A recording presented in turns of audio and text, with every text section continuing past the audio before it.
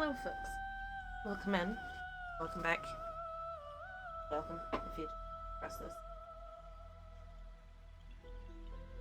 I'll get picked up by the mic. Hello. Hi. Yeah, as you might have guessed, I'm painting Karlach again today. Yeah, I'm just gonna get right to it, to be honest, because I want to finish her off today.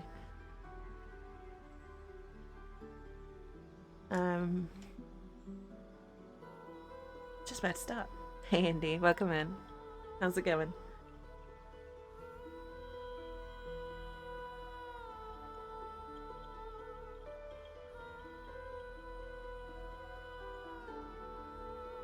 You have to bear with me today. I'm very sore, very tired.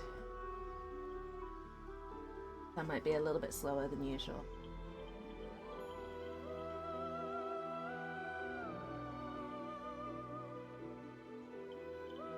So I think I'm going to start just by tidying up the hair a little bit. How's your weekend, Indy? Having a good one? I hope so. You deserve it after what you did on Friday.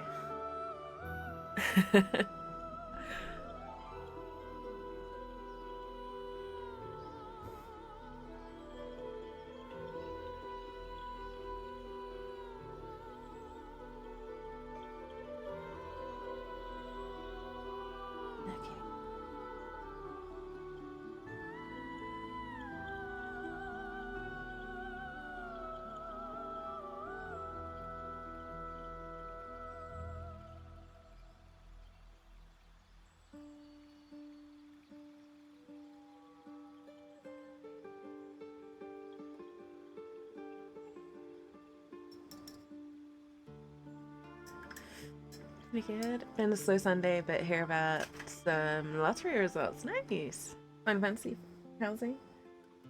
Has it been an event or something? Because a lot of people have been on that recently, from what I hear. So, how was your weekend? My weekend was spent in shock, Indy. That amazing surprise he pulled on me.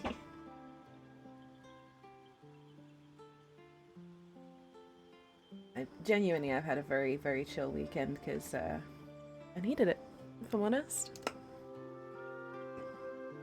I had an incredibly busy couple of weeks, so quiet weekend was just what I needed. Where I did nothing except play Baldur's Gate and do a bit of cooking. I enjoy cooking.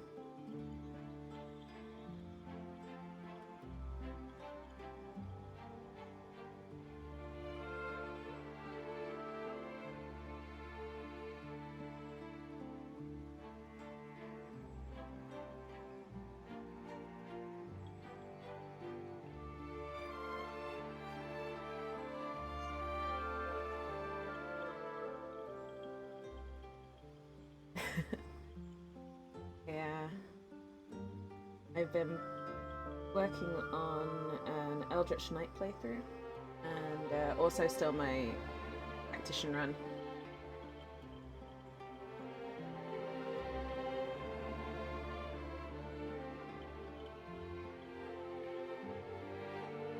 Playing a Githyanki Eldritch Knight, which is really fun.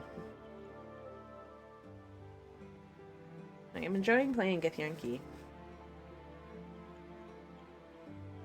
It's a very, there's a lot of unique Githyanki lines that you can pick up. I am also now officially convinced that you get different dialogue options and sort of when you're walking around and your party chats to you. I'm convinced those are different in Tactician. Because I'm getting dialogue I've never heard before. It's just little comments here and there, but I'm just sat here like, you've never said that. Why are you saying this? You said something different the last time I was here. So that's cool. But also, I'm sat here like, does this mean I have to play every single difficulty just to get all the dialogue? Because I will do it.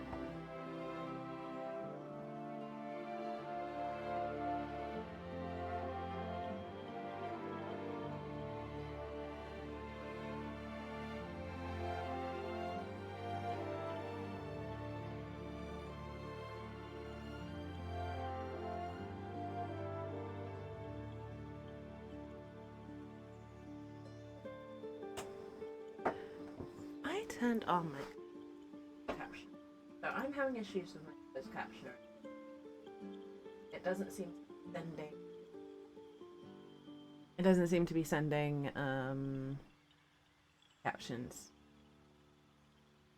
It doesn't seem to be picking it up.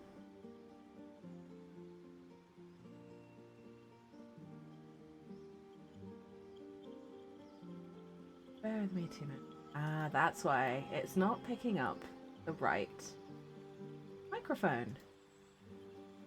That's why it thinks my closed captions are off. So bear with me a moment, please, folks, while I fix this. Few characters you want to continue with? All dirges? Nice. Yes. Let the dark urge flow through you. Yeah, I love the Dark Urge storyline. I'm completely in love with it.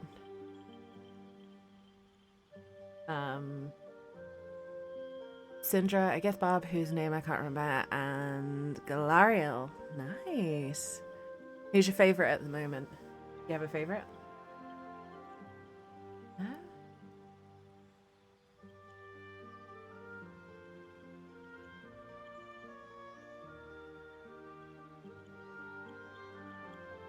Good. I think the closed captioner is balked. I apologise, folks. I thought I was just forgetting to turn it on. But I know I didn't forget to turn it on. It's showing as on the website, and for some reason, not working. So I apologise. I'll have to troubleshoot that another time. Because we've got quite a lot to do today, and I don't really have time.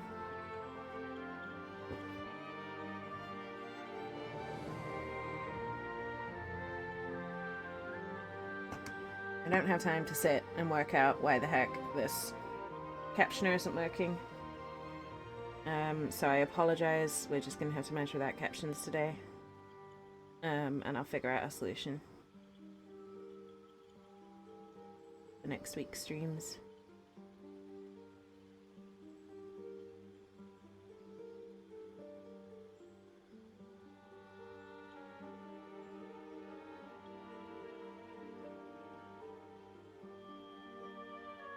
My tactician run is with Lyra, so it's Assassin Rogue. At some point, I will probably do a stream playthrough for her, just so you'll get to know this character that I've created. Or maybe not. Maybe she's gonna be a forever offline. Who knows? I do think next up will be some Origins playthroughs.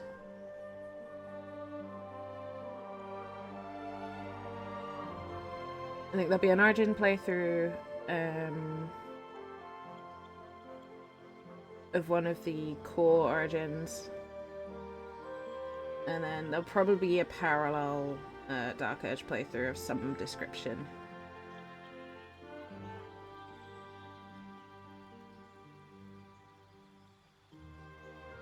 Because I like the idea of having both a Dark Urge and non-Dark Urge playthrough on the go at the same time. Keeps things nice and balanced.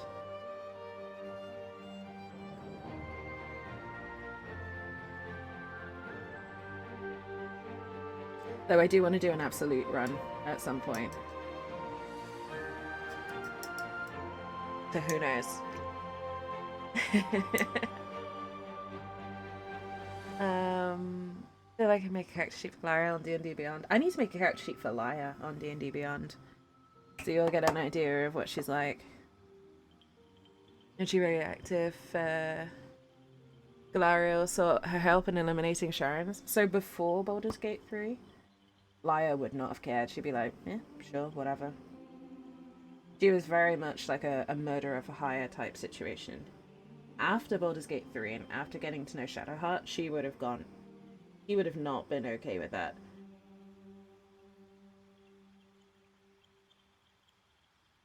The events of Baldur's Gate 3 really changed Lyra quite drastically.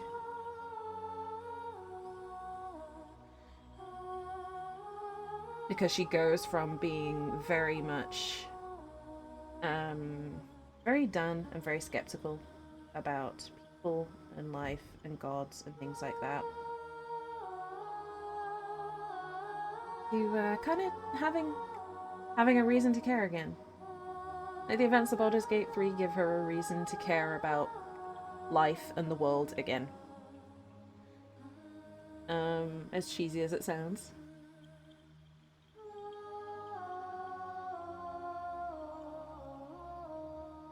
So it really depends on when you ask her, Andy.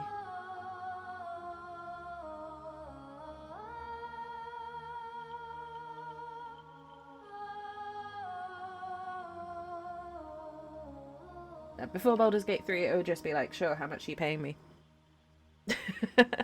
she's not a good person before Baldur's Gate 3. It's kind of why I love playing through her story, because you really get that evolution, and it's because of the events of the Dark Urge storyline, which I'm not going to go into, but you get a lot of opportunities to either redeem or damn your character even further. She doesn't always make the best choice. She doesn't always make the good choice there, but it's very rewarding to see her go from being this like awful person who always just makes the most, either the most profitable or the most convenient choice, the one that gets her the most power or the most quiet. Because genuinely, I have backstory for her doing a job, because the reason she gave for it was, fine, I'll do it if it makes you shut up.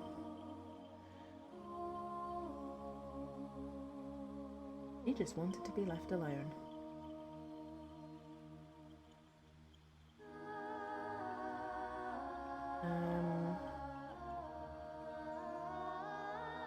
Yeah, like I said, not a good character before Baldur's Gate.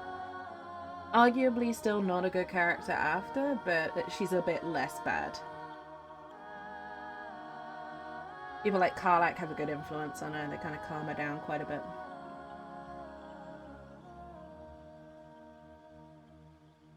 Karlach has a good influence on her. Lae'zel standing up to significant individuals. I'm not going to say who specifically because spoilers. Spoilers for sections coming up soon in our stream runs as well. But yeah, Lae'zel's story makes her see things differently. Shadowheart makes her see things differently. And it's just all of that around, all of that sort of seeing all of the companions who took her in even though she has no memory, even though she's kind of vicious and amoral when they meet her. They take her in, they accept her, and then watching them try and be better kind of rubs off on Lyra, and she goes through the same sort of transformation of, okay, maybe I should do better. Like, I need to keep up with these guys. I should do better. She's still not a good person. And at her heart, she's still very flawed, but it's rewarding. I love her story. I think Laria wouldn't preach about the Moon Maiden. She keep her faith close to the chest. But that's the thing. That's a really cool way of looking at it, by the way, Indy. That's the thing. Laia is very skeptical about gods in general, and it is the main reason she clashes with Shadowheart. The main reason Laia would never romance Shadowheart, because she can't understand. Like she understands it intellectually, but she doesn't understand the emotional aspect of worship. She's very like, and this is because it also kind of echoes my personal beliefs as well a little bit. But she's very much of the opinion of Astarion in that regard. Of, you know, she cried out to all the different gods, she prayed to all the different gods, and no one answered. So why should she give them her love and respect when they abandoned her when she, and this is her perspective, they abandoned her when she needed them. She's not going to worship them now. She doesn't. That's the way she sees it. And to, like I said, to a degree, that's kind of how I see religion. Again, personal opinion. I'm not going to judge anyone who has faith, but it's not for me, and it's not for my main Baldur's Gate 3 character.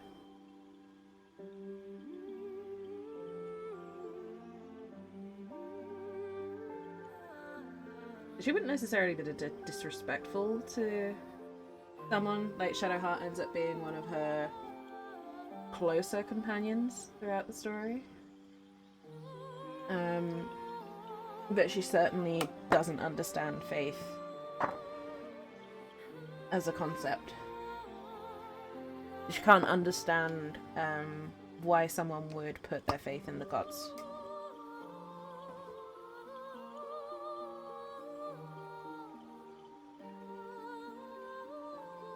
And Lae'zel she understands a little bit more because she understands Lae'zel from like a warrior's perspective. She understands fighting, she understands violence. Doesn't quite understand the devotion to Vlaakith, but can kind of respect it a little bit easier than a cleric's faith.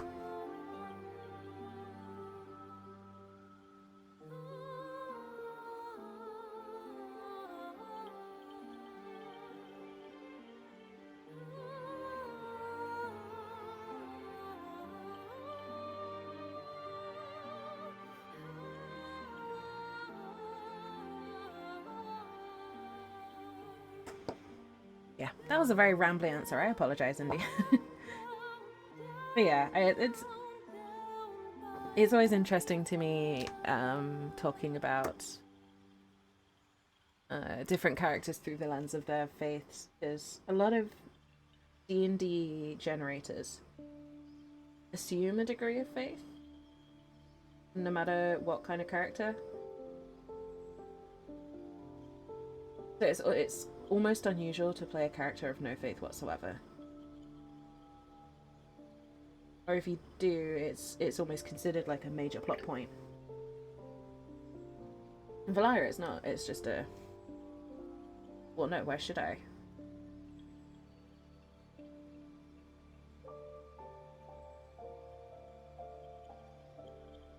Like, even Gale has faith. Gale is a religious man. He was the chosen of Mystra at one point. Spoilers, sorry. But every wizard, to a degree, is a follower of Mystra.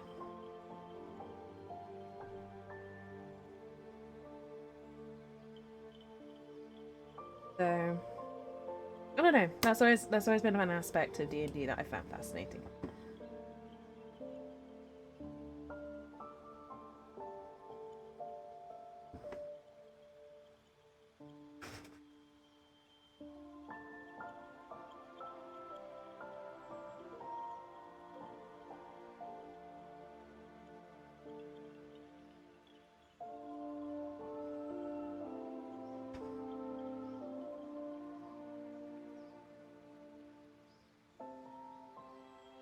Indurable's abominations very much wants the thing and I head out immediately. Yeah, so Liar's attitude to their passenger is very much one of like, Lia's whole thing is she just wants to know who she is. Because so this is part of the backstory that I've made up for her. She lost her memories before the events of Baldur's Gate 3. She lost part of her history before then, way back when she was a lot younger. So her memories were fractured from a very early age. And then she has a life where she has to kind of put a lot of her softer memories to one side. She has to kind of cut herself off from the softer part of herself. And then Baldur's Gate 3 happens. Then she wakes up with no memories whatsoever, except her name and a tadpole. She just wants to know who she is. She wants her identity and she wants her freedom. She doesn't want this thing in her head to control her. She doesn't want the dark urge to control her. She doesn't want anyone to control her anymore. She doesn't want anyone's hand on her leash, whether it's gods, tadpoles, or anyone else. So her whole thing is very much she wants to know who she is and she wants to be free. She's willing to do terrible things to get there. She is not shy of doing terrible things. But the further she gets into the game, the harder she finds it to do those things.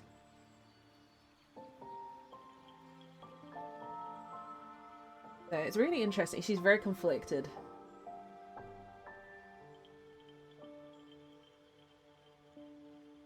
I like playing complex characters. It gives you a lot of leeway and choices.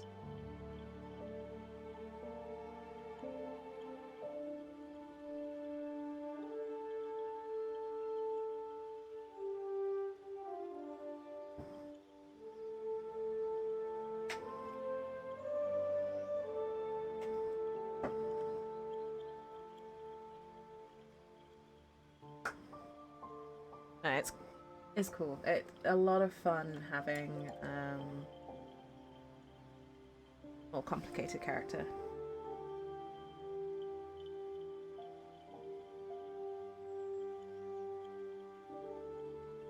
Again, it's another reason why I like playing a Dark Urge character in Baldur's Gate.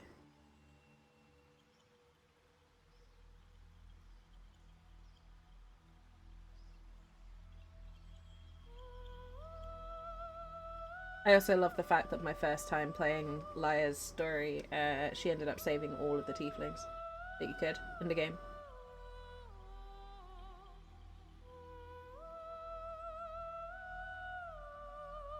Which is just hilarious to me. If you've ever played a Dark Urge run, you know exactly why it's funny. There is a certain event towards the beginning of the game that, yes, she did save the tiefling from. In her storyline, the bard was not a tiefling.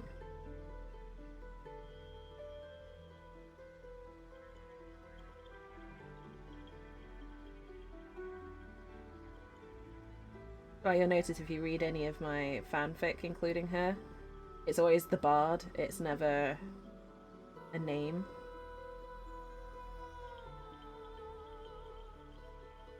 I like leaving it up to the reader to decide which bard.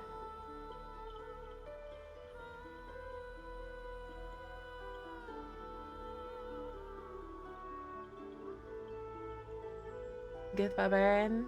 She's not sadistic, but enjoys the brutality. That's fair, and that's what I kind of find interesting. Because, again, it is why the Dark Urge is so interesting to me. Because there are a lot of different interpretations of how the Dark Urge can manifest in different characters.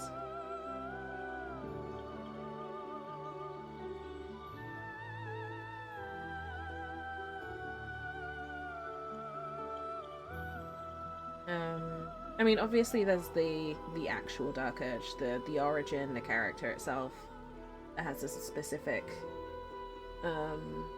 manifestation of it, but it's really interesting to see how other people play it too. Tells you a lot about them as well.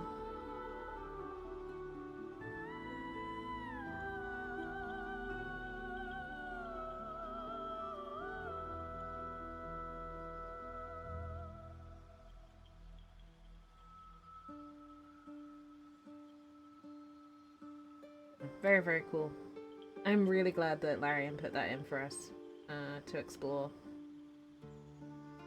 Because the storyline as well, the way it weaves into the main story is so freaking cool.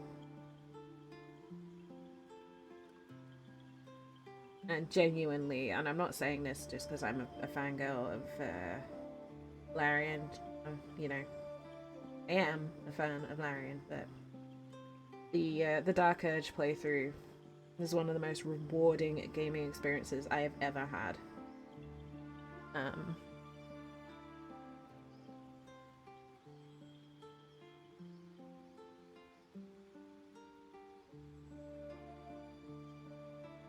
So yeah.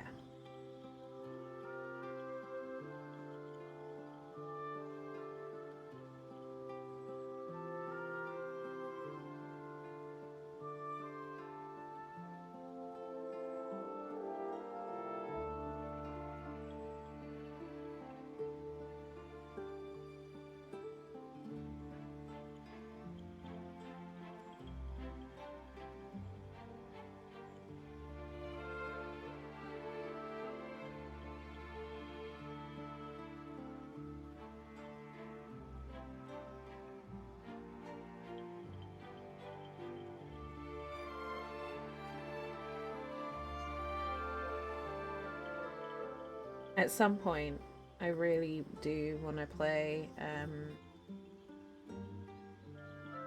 like a very well. I actually have already started it. I've played basically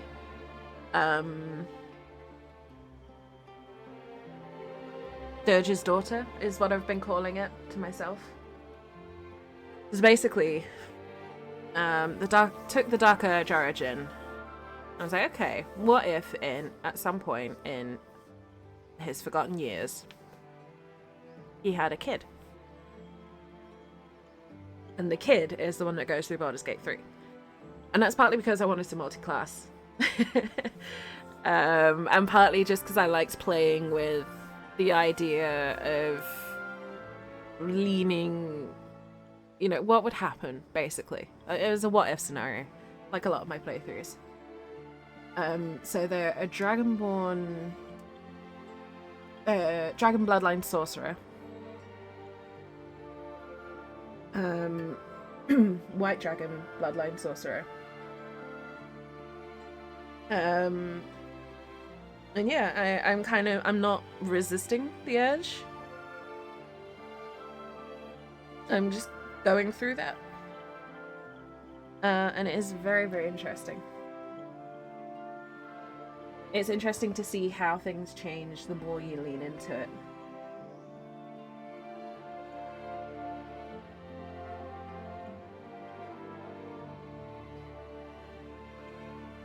Or not, as the case may be.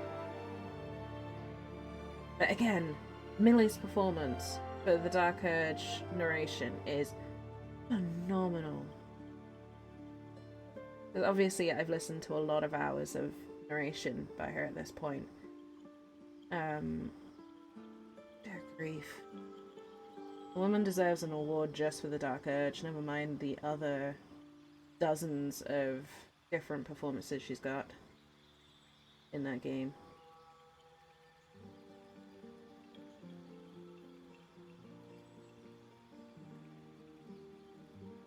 Because also, I've got parallel playthroughs at the moment. There's a different narration if you're playing as a Githyanki. There's a notably different style, and it's not just because some words are changed.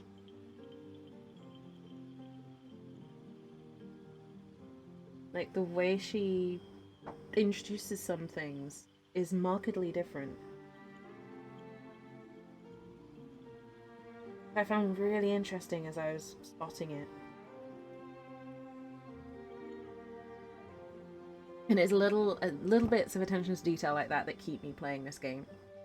I'm so fascinated by it.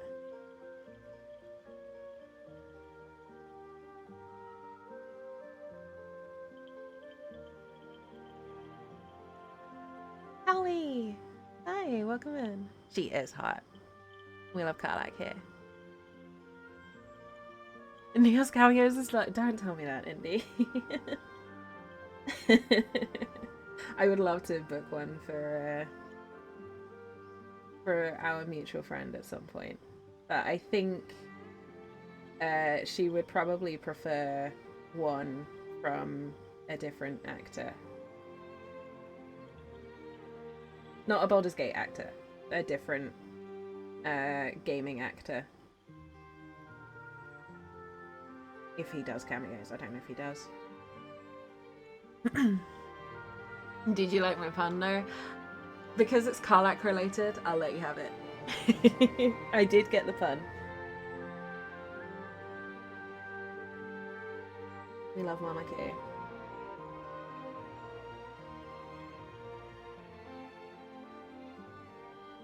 But also, yes, I just kind of wanted an excuse to say that Karlach is hot.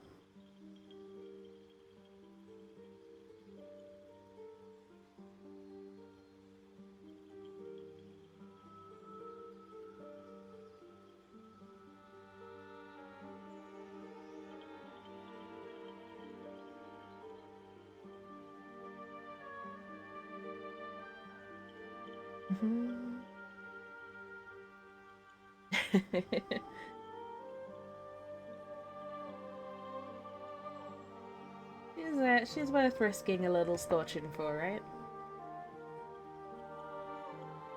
You don't want me burning you, Hanley. That's not cool. I wouldn't do that to you.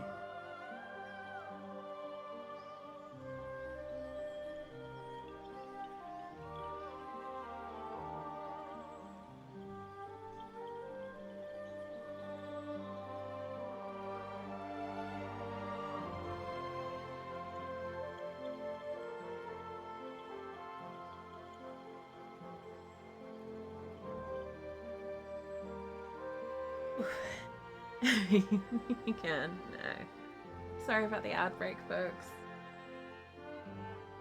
Oh, I hate those fashion.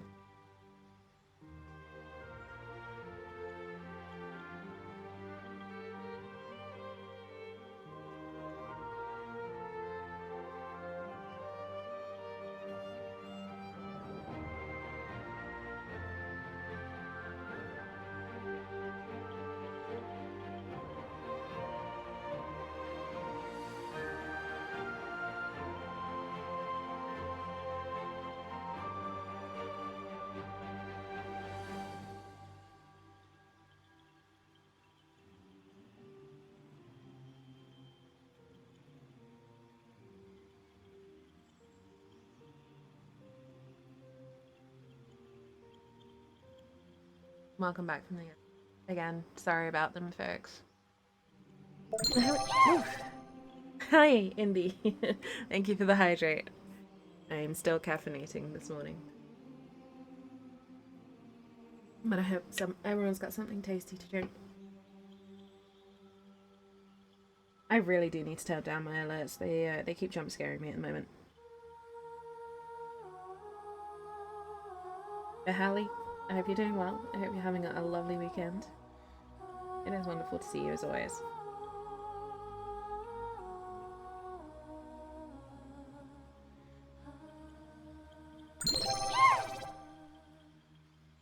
Thank you for the posture check, Hallie. I think. I hope everyone's sitting comfortably. Don't forget to stretch. Relax your shoulders. And clench your jaw. Step away from the screen if you need it. Unshrimp. Unshrimp those bones. I'm using this as an opportunity to stretch my hands out because they are very sore today.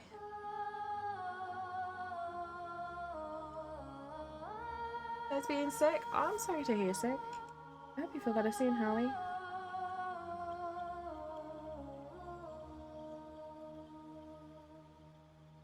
I hope it's nothing too serious.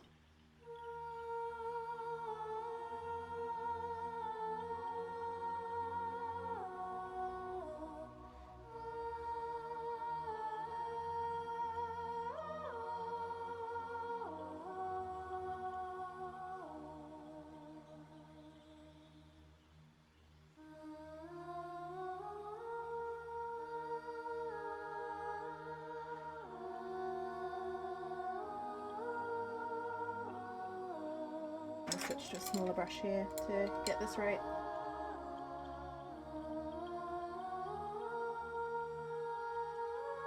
Because basically what happened is I realised I used the wrong shade for most of Karlach's skin. So I'm just course correcting at the moment. It does mean any detailed work that I've done on her face, I need to be careful not to accidentally paint over.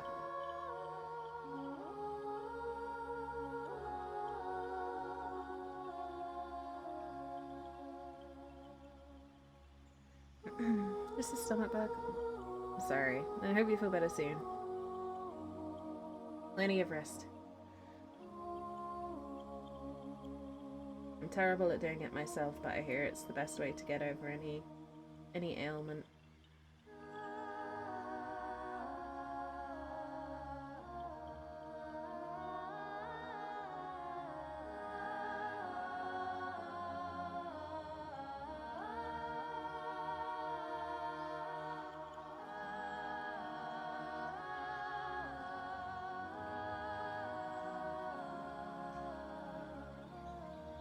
Getting this.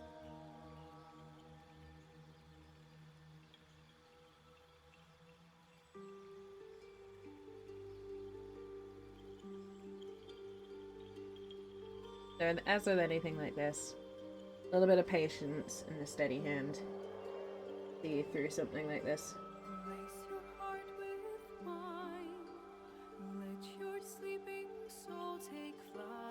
Don't be afraid to have to go back in and do another layer if you need to.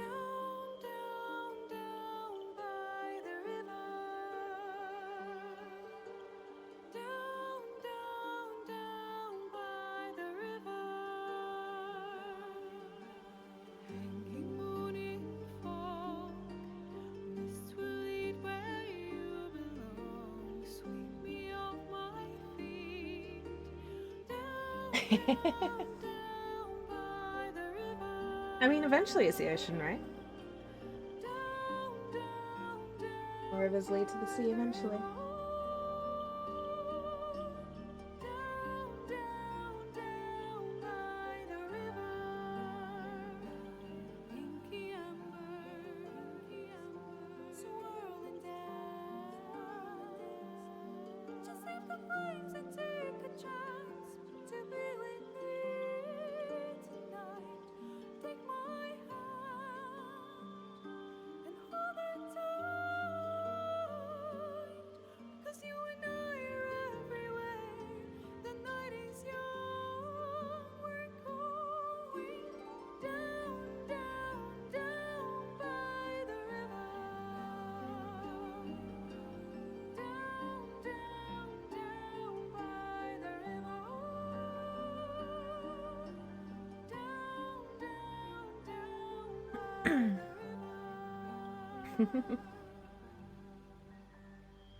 All of us at some point.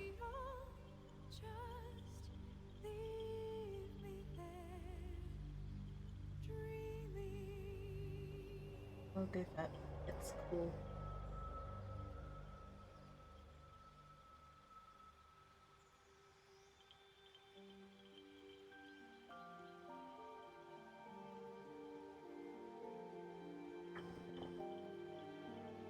Right, there we go.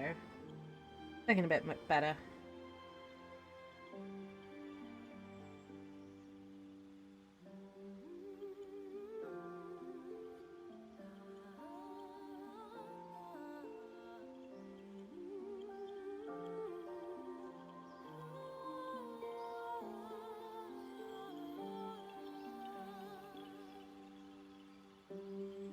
So what I'm doing here is starting to put in this burn marking on Karlach as well. A little bit of a different tone here.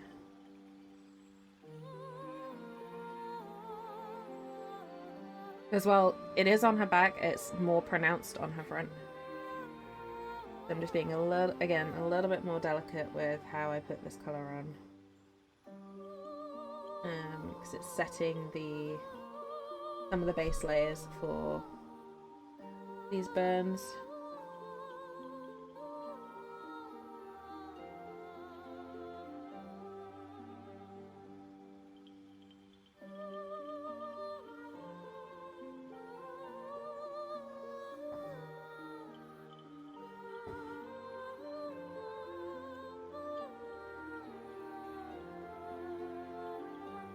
Swafu, welcome in. I hope you're having a lovely weekend.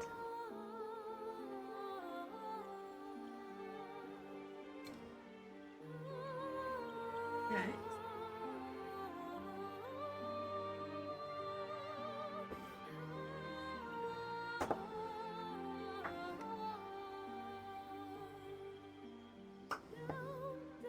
Got a bit of blending to do now. Gonna do her heart. You know how Karlach has that wonderful chest glow on the go? What we're doing next. Definitely not a little bit nervous because I don't want to mess this up.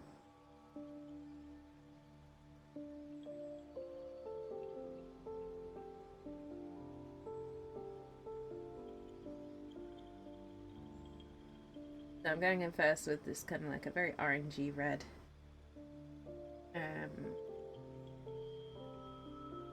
this time I'm being very specific with where I put it.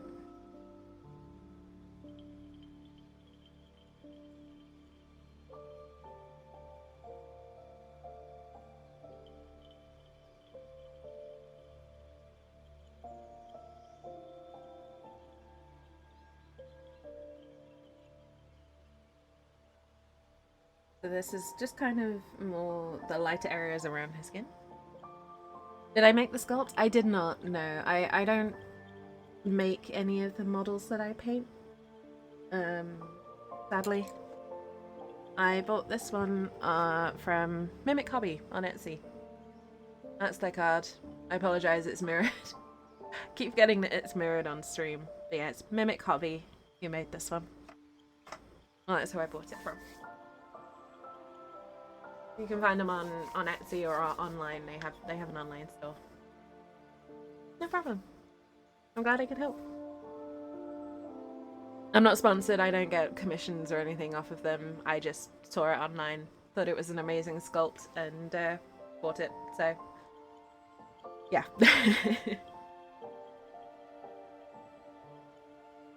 I like to support artists. There's a ton of really good sculpts out there. Very much still waiting for Larian to give us the official ones. Because you know I'm gonna be all over those.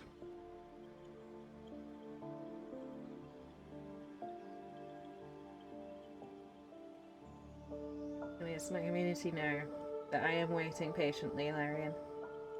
Pretty please. Give us official statues.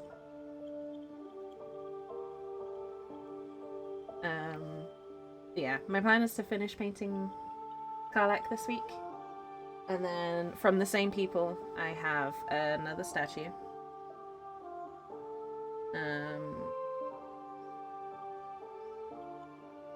Which I'll start next week. I'll probably be painting one more from these guys. Before maybe painting some other stuff. Yes, I may or may not be getting Lae'zel as well.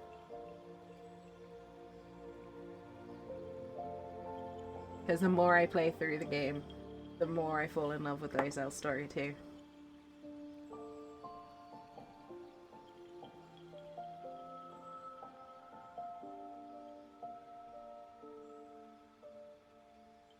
Again, Lae'zel's kind of a slow burn story.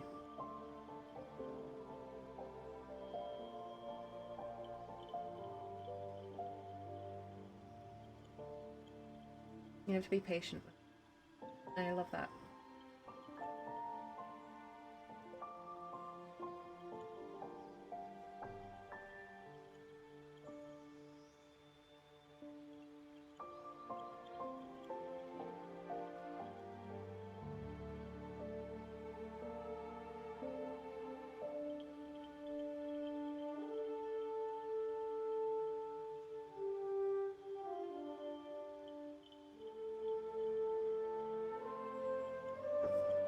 So what I'm trying to do here is just blend the yellow and the orange a little bit. It doesn't look quite so out of place. Because unfortunately the only orange I have is a very sort of luminous colour. I don't have a more subtle orange.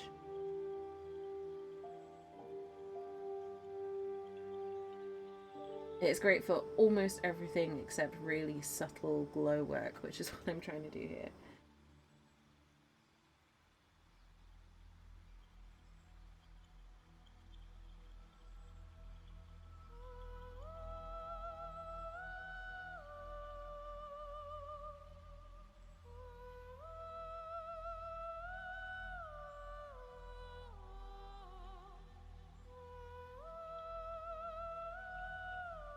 I think I've got that right.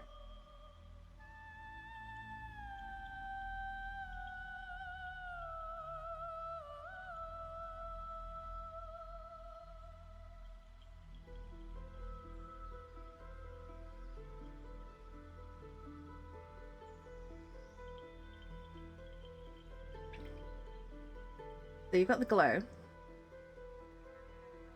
but then what always gets me with Karlach's thing is you can see the shadow of her ribs when you look at the chest glow.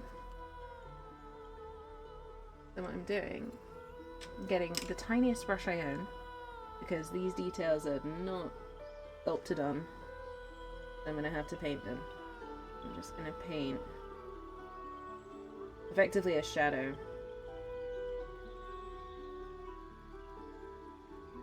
down the middle of this glow. I hope it shows up.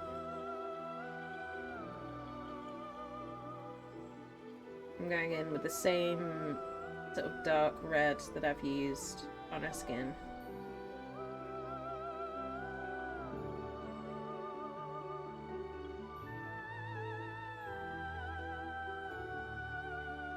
So I've kind of bisected it a bit, and then you can. There's obviously more detail on the model, on the in-game model. Do the best I can here.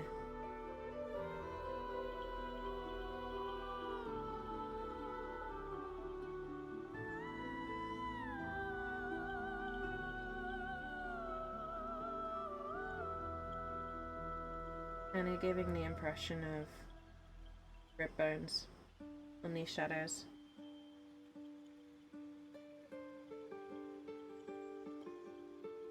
As well, I would love to do a perfectly accurate rendition. I've got to work with what detail is actually on the model itself, rather than forcing what I want on there. Otherwise it just doesn't work and it looks weird.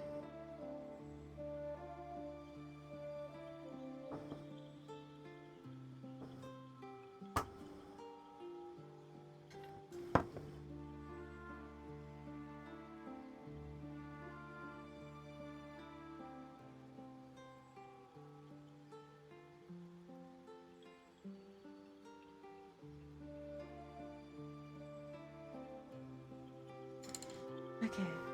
Does someone believe that Baldur should have replaced Halsin as a companion? What?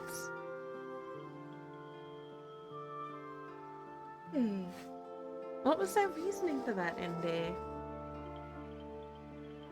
I'm gonna go off on a little rant here. I've seen a lot of Halsin hate recently, and I am not okay with this.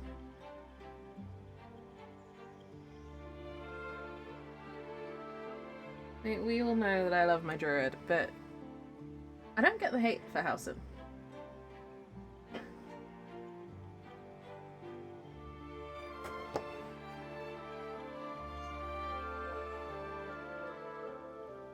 I think that's the best I'm gonna get it.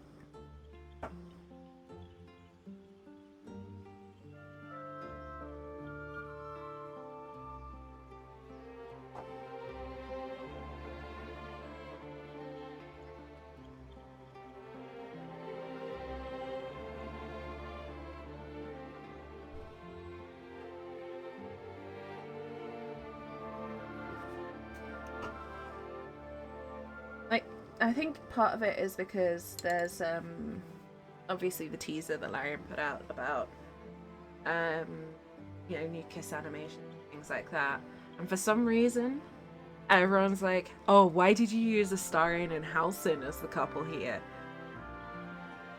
And I'm just sat there like, any of you play the game? Seriously? Pay attention, y'all.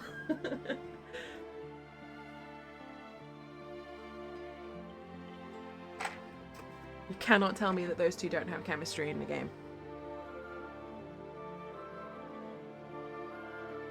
But I don't get the Halsin hate. Halsin's wonderful.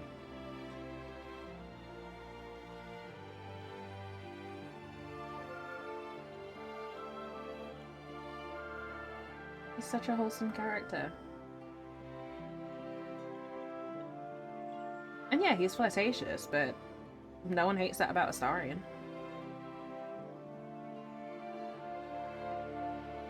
Suddenly it's a problem when it's coming from a druid. I just think you all don't like druids. And obviously I don't mean this community when I say that. I think the people hating on Halsin just don't like druids. Are just jealous that he's got better chemistry than their Tavs. I think Korga's got a lot of redeeming to do. That's valid. I don't think that that means she should replace Halsin, though. Korga does have a lot of redeeming to do. She fucked up. Big time.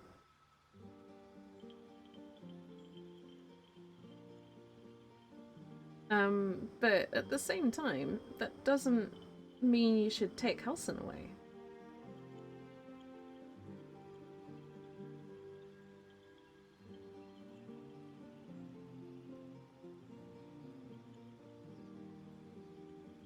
I really hope they actually give Halsin more characterization.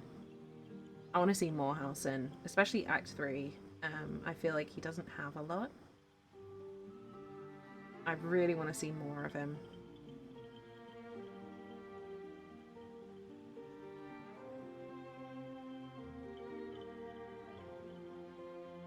And not in that sense before you'll get the wrong idea. Mine's out the gutter, but like I want more moments for him in Act 3.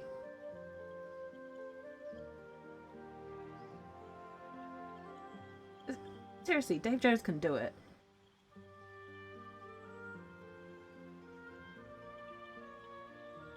Just that scene when that character attempts to that scene where Halsin is not himself in Act 3. No, again, no spoilers, but if you know, you know. The one that I have talked about previously on stream as being one of the most traumatizing moments in the entire game. But yeah, that proves that Dave Jones has got the ability to deliver. Please let him do Solarian, because holy hells, I want more Halsin story.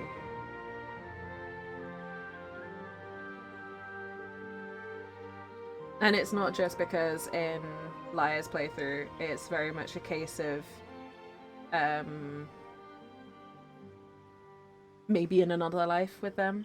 They've got that whole, we're extremely good friends and we're extremely compatible, but a romance never worked out for us this time around.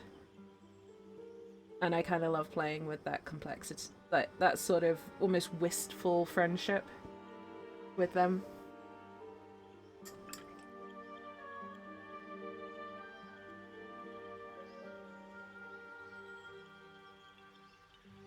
Yeah, give us more House and Naren. Don't use Korga as a replacement. Korga does have a lot of redeeming to do. She needs to go back to Druid School. That's why she stays at the Grove, and that's why Francesca comes in.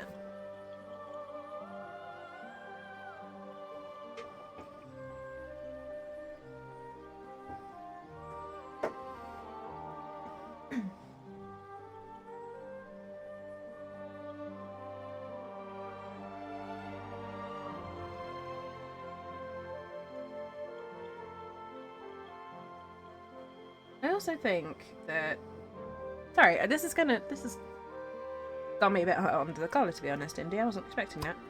I also think that people need to realise that you don't improve a character by taking away from others. Like, you can't improve Korga's story by taking away from Halsin's. That's not how it works.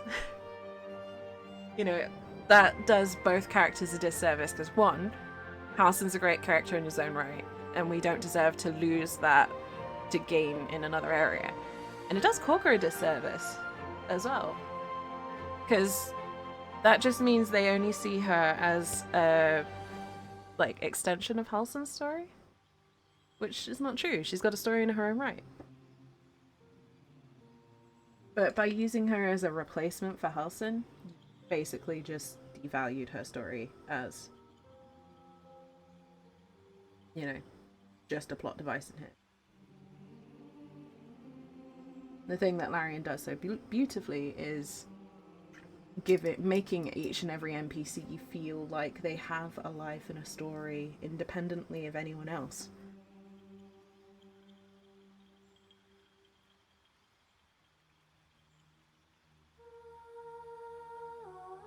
So, I'm fairly confident that Larian wouldn't do that anyway.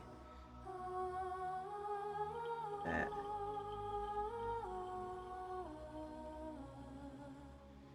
yeah, it will always show. Some of the opinions of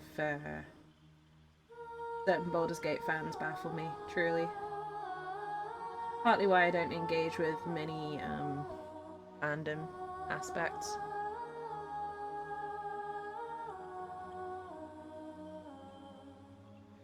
This is all a bit too much. I'm like, guys, it's a game at the end of the day. A wonderful game. Obviously, I am a huge fan and I adore it. But it is still just a game. These are fictional pixels. They're not real human beings. But you are attributing stuff to them. And you are affecting real human beings' lives because of your opinion over a bunch of pixels. You know, maybe take a step back.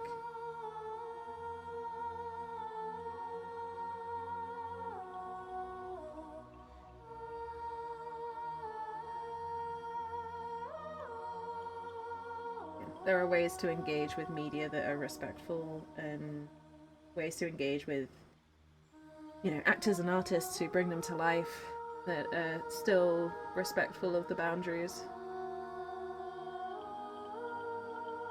It's just disappointing to see some of the less positive aspects of being popular getting to some of the actors.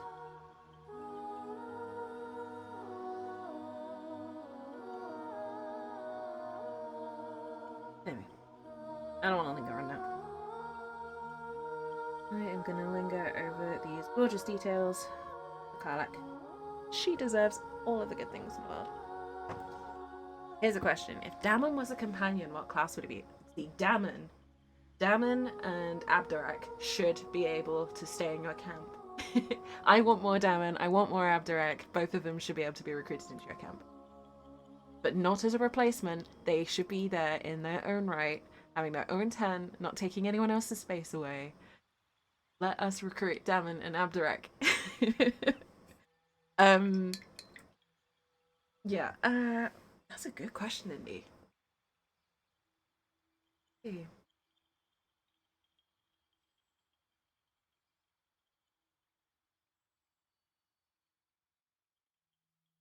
He kind of has a little bit of a paladin vibe, like the very classic. I can see him as a very classic, like knightly kind of character. So, shield and longsword and heavy armor. They're probably some kind of fighter or paladin or cleric. Cleric of Tamora, yes. So he's got the armor that he's made himself, longsword, shield, and he is a cleric of healing and luck because he clearly respects Lady Luck. As he always says, "May tomorrow's luck twist your way." So I can see him being a devotee of the Lady of Good Fortune, but he's got a very sort of healer vibe to him too. He likes, you know, acts of service kind of thing, which is a very cleric thing. Yeah, Cleric. Cleric of tomorrow. That's my cool Indy. What about you?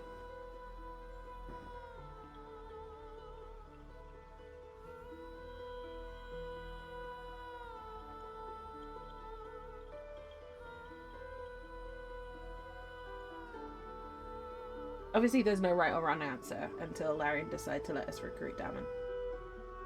Which I don't think they will do, but I can hope.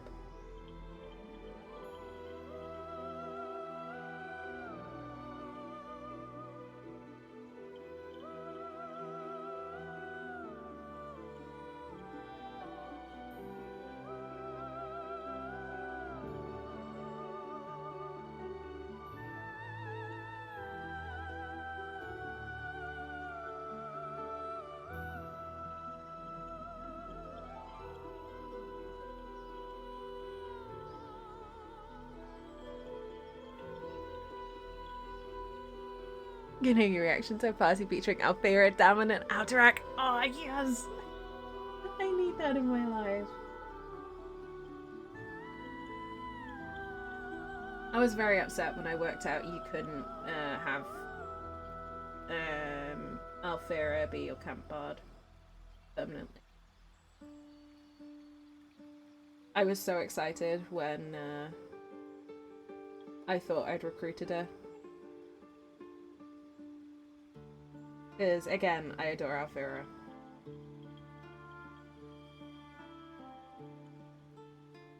Althea and Lucressa. Beautiful, beautiful characters.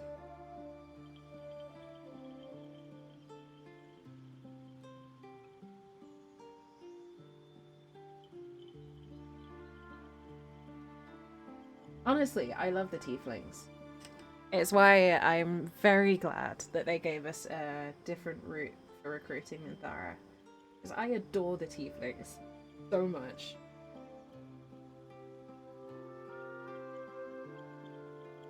And the one time I didn't side with them. Oh my god. Oh my goodness. Hi! The one time I didn't side with them, I didn't finish the playthrough as well. I was going to say, when Zeno raided, hi Zeno! Good to see you! Thank you so much for the raid, welcome in! Foggy, welcome in as well. Yes, milk and cookies, you can have all the milk and cookies you guys will. One. Welcome in everyone. Zeno, thank you for the raid. Let me give you a shout out. The lovely, oh my goodness. So much detail D, so sick. And fucking rules, thank you so much for 100 bits too. Good, too kind. Oh my goodness, I can't type. But hello, welcome in. How was your stream, Zeno?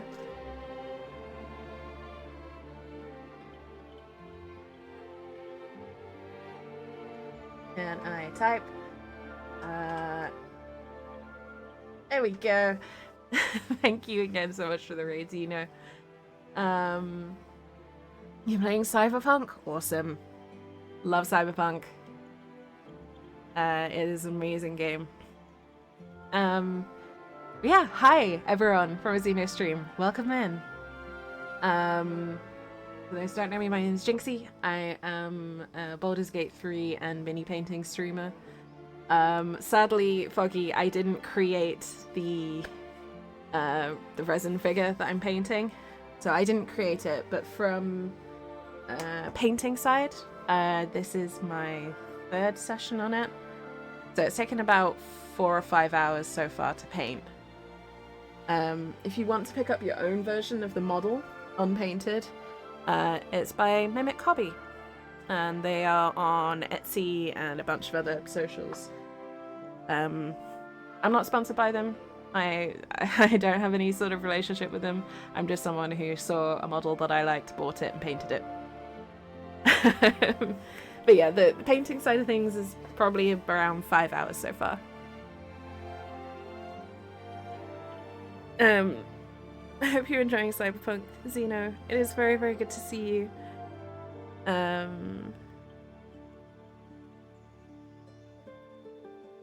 It is very good to see you. I hope you're keeping well. I hope you're enjoying Cyberpunk still.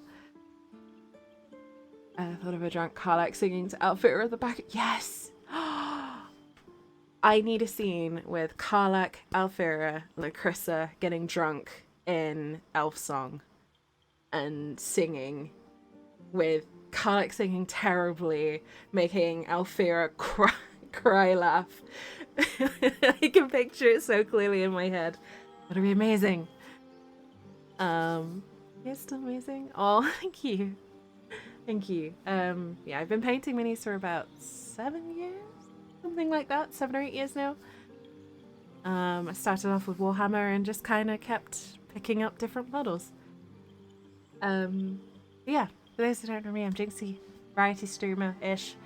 Very much obsessed with Baldur's Gate 3. Hi, welcome in. I'm terrible at this. We're just painting Karlach from Baldur's Gate. Because we love Mama K. We love our Mama K. We love our strong barbarian ladies here. And yeah. I should probably get back to it, really. Shouldn't I? If I've got any hope of finishing this today. And again, Zeno, thank you so much for the raid. I really do appreciate it. I hope no one got caught by the ads, because they are a necessary evil, unfortunately. I cannot get rid of them as much as I would like to. If you did, I'm very sorry.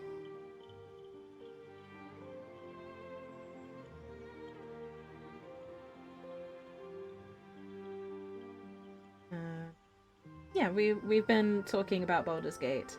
I do try and keep it spoiler-free as much as possible. But feel free to join in, feel free to chill. Lurkers are very much welcome and appreciated.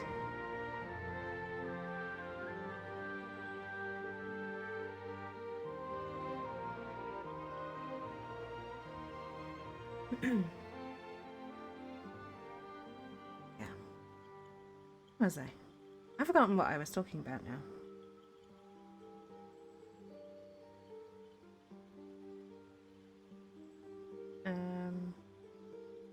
Yeah, at the moment, I'm just kind of tidying up some bits that I missed. I'm adding some layering on. So I've got a brighter silver here that might not be too obvious on cam. But I'm just getting the edges of the axe here. They're extra shiny.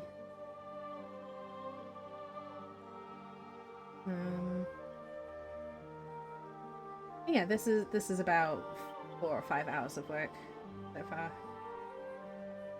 I should hopefully finish this stream. If I don't finish, it'll be a very small amount of work left. So next stream, I will be starting the next model on the list. Anyone who's been here a long time, or even just for the Baldur's Gate era, you'll probably can guess who it might be.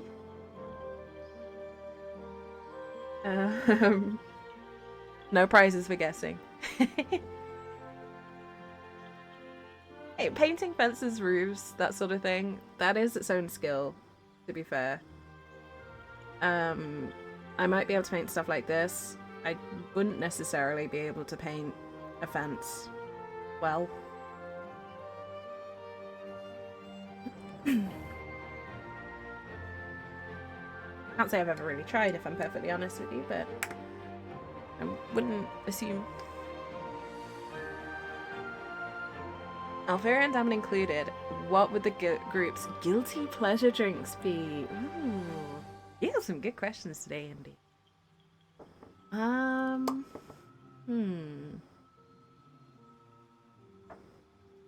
Guilty pleasure drink.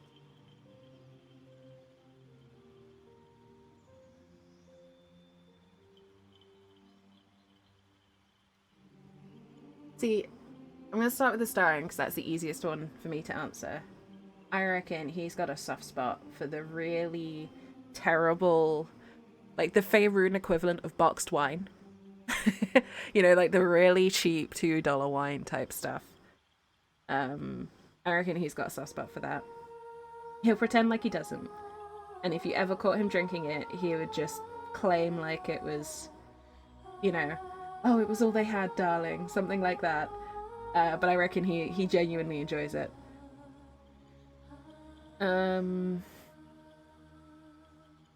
Gale. So Gale's a bit of a foodie. That might extend to drinks. We know he drinks wine. I'm not sure with Gale. He also strikes me as someone who's probably a tea drinker over a coffee drinker.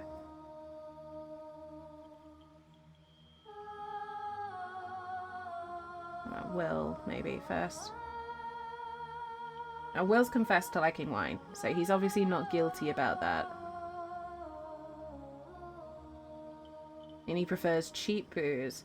I reckon he's got a soft spot for some really elaborate, overly priced, like super posh drink. You know, like the top shelf whiskey or something like that. But he's embarrassed about it because he seems to be embarrassed about being the son of a duke. He's a little bit like, yeah, I grew up rich, but don't judge me for it. I prefer cheap drinks, and yes, I can courtly dance, but really I'm just a guy like you. Like, he gives that attitude quite a lot.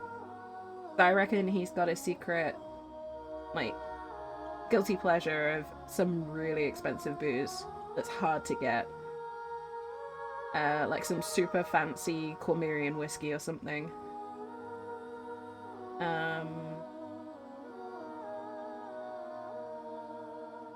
Shadowheart? Shadowheart.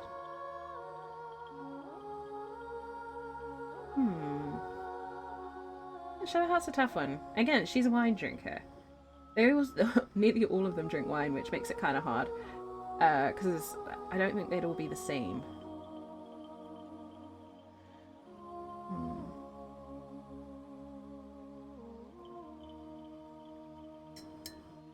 Yeah, I reckon Shadowheart would like have a secret guilty pleasure of liking hot chocolate.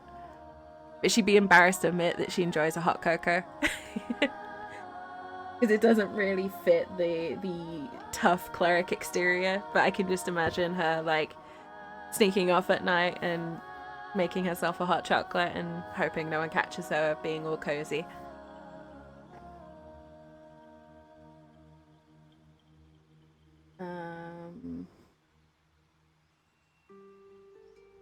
Oh, I bet Gale likes some really terrible beer. Like he portrays himself as quite refined. Quite, you know, a man of means, a man of the world. I reckon his guilty pleasure would be some really trashy, terrible, cheap beer that even, you know, that nearly everyone kind of universally goes, oh, really? When you suggest it, or when you bring a bottle out. But I bet he secretly loves it. Who have I got left? Lae'zel.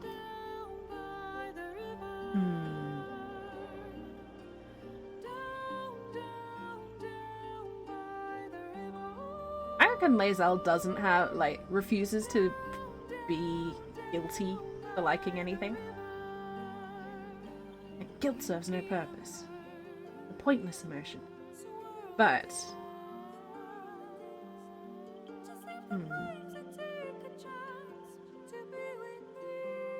what would a guilty pleasure drink be?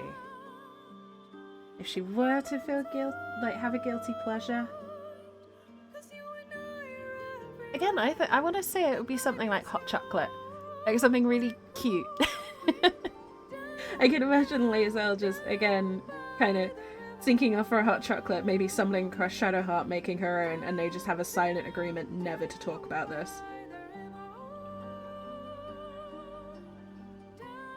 Because those two are far more similar than either of them would ever admit. Like more than any of the other two companions, those two are so similar in so many ways. It's actually hilarious.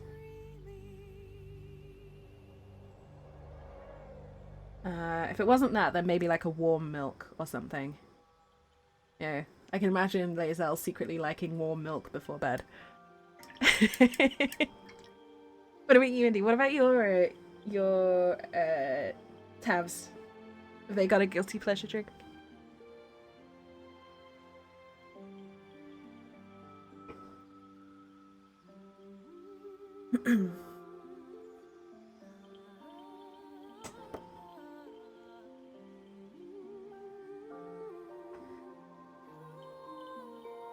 Again, really good question. I like that.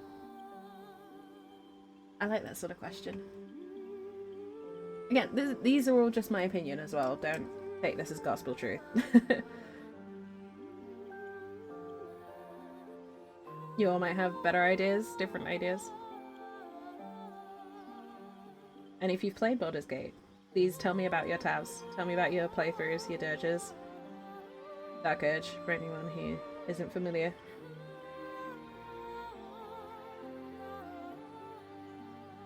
I love hearing about people's playthroughs. Or D&D sessions if you play D&D.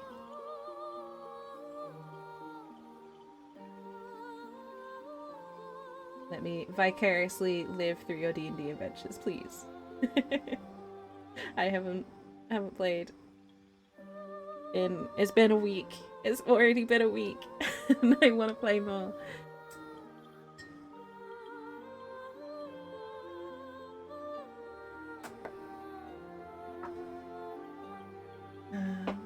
Give me a moment.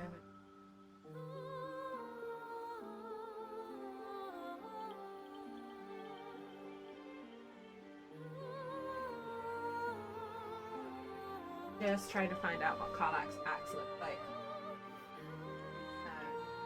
I don't have a good reference for it.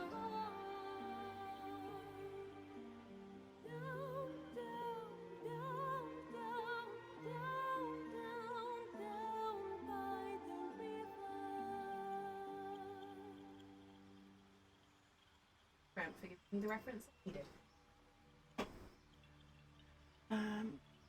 Expecting this. Turns out Karlach's wrap on her axe is green. Oh, and Alfira and Damon. Sorry, I forgot about that part of the question, Indy.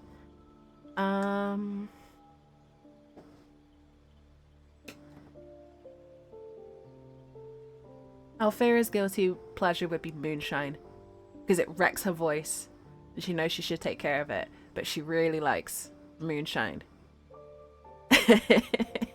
And Damon, I think he likes some sort of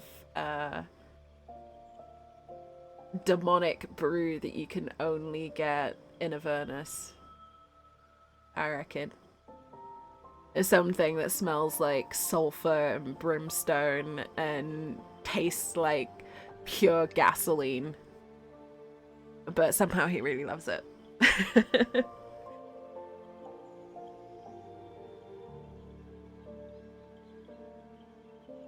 There we go. That's my opinion. Again, I could be way off base, but that's what I think.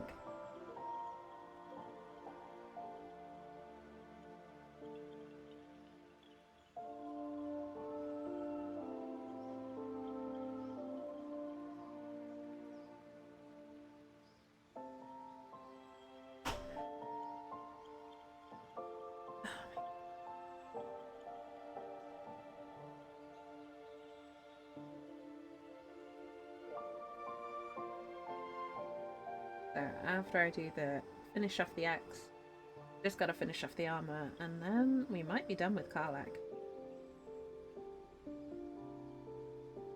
We've got a little bit of assembly to do.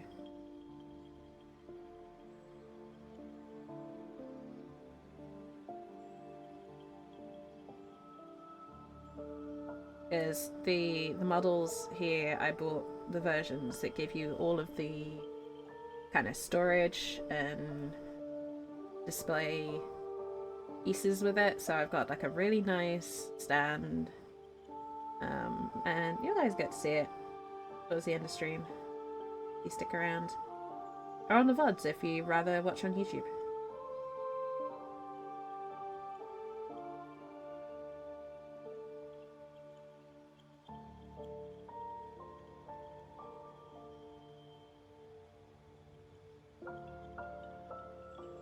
And I'll give you a sneak peek of who's coming next at the end of stream too.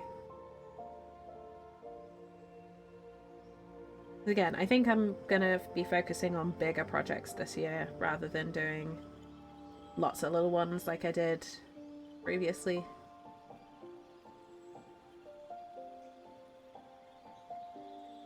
Just because it's quite nice to have a bit of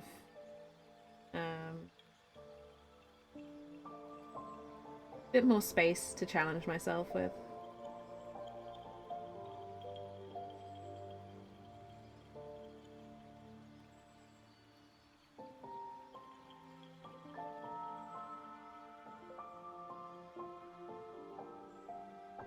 There'll be some one-offs there.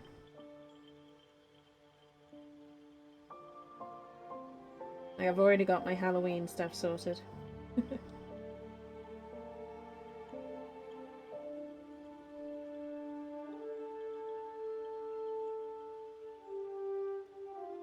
And Christmas, actually. I've already got Halloween and Christmas models sorted this year. So those are happening, as long as I don't lose the models between now and then.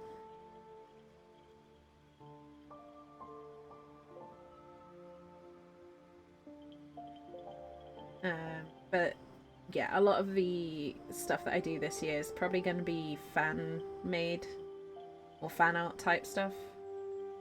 Not just Baldur's Gate, but Baldur's Gate's going to feature heavily, because of course it is.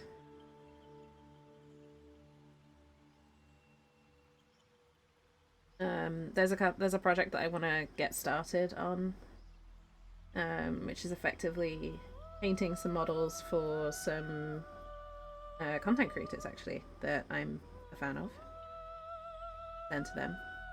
They're D&D models.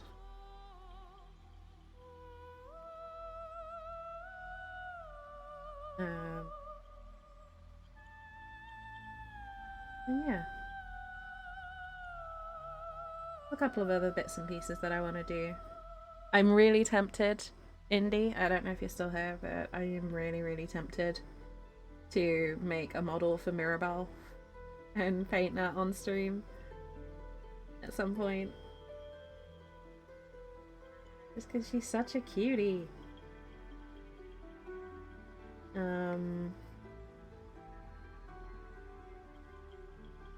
Plus I reckon she'd be fun to paint.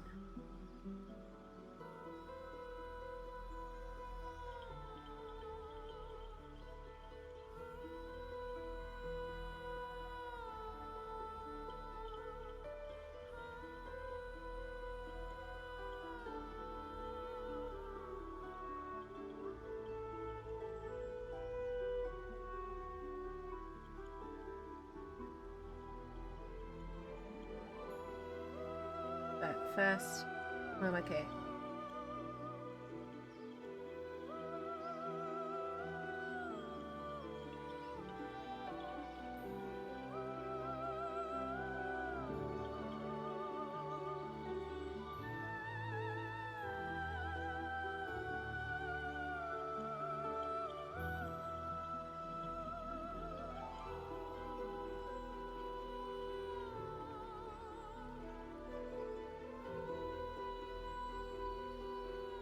I really hope Larian can give us collectible statues at some point. Especially if we get to paint them ourselves, because oh my god. I would lose my mind and I would get the entire set.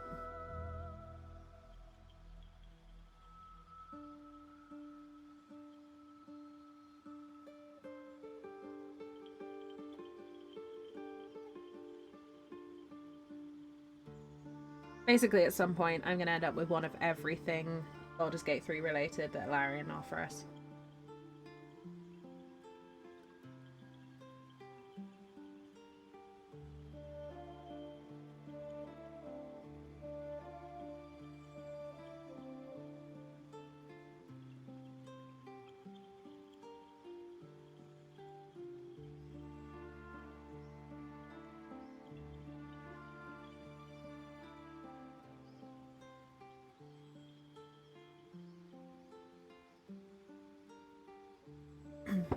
Okay.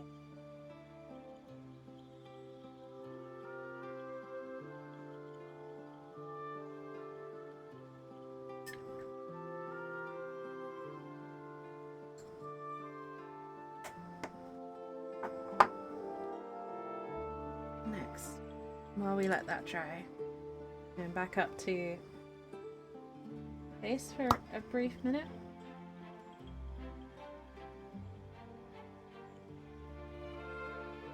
And we're putting in some eyes.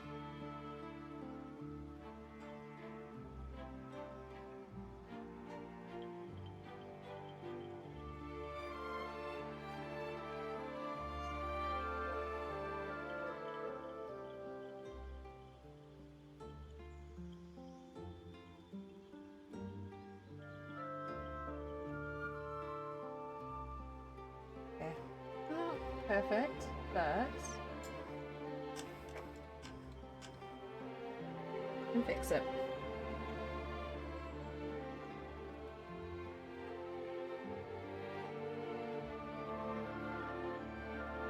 So what happened there is there was too much water on my brush. It kind of made the colour go a bit haywire. It's fine. I just have to rinse my brush and start again.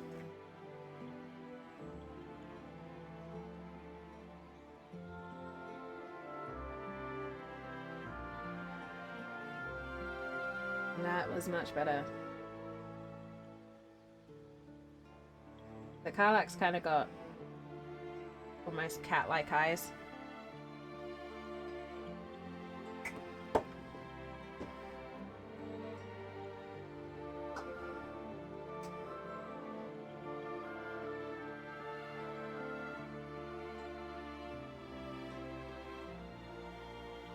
And then I just use the yellow to tidy up the shape of the pupil a bit.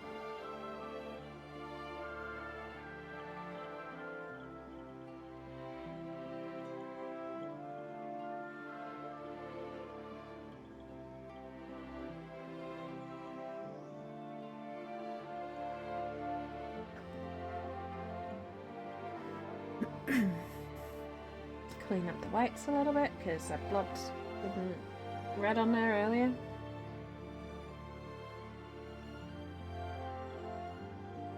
Make sure those gorgeous expressive eyes that we are so used to seeing in game are done as much justice as I am able to do.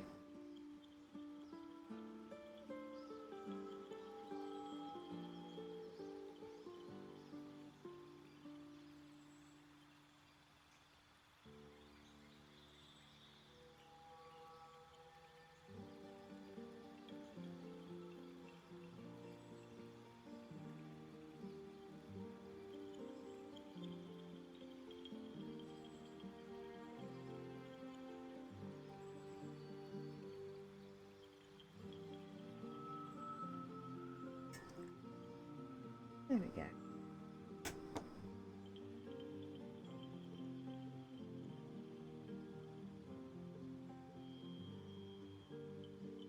That's not too bad. I've certainly done a worse job in the past.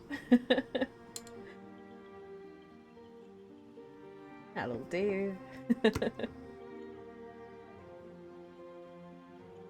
So, now the paint on the chest has settled a little bit. I'm just going back in with another layer of orange.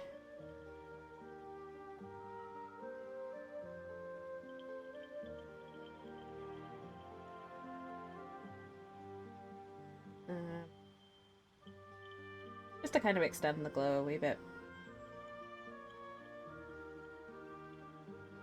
Again, kind of steering clear of those painted on ribs. Kind of trying to create as much contrast between them as possible.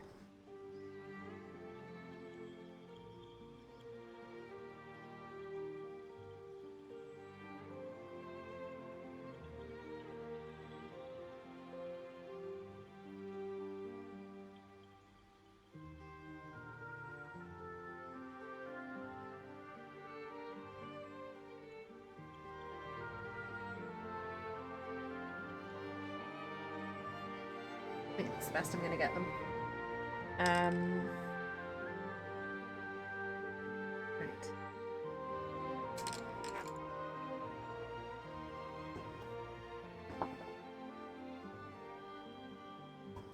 Next up.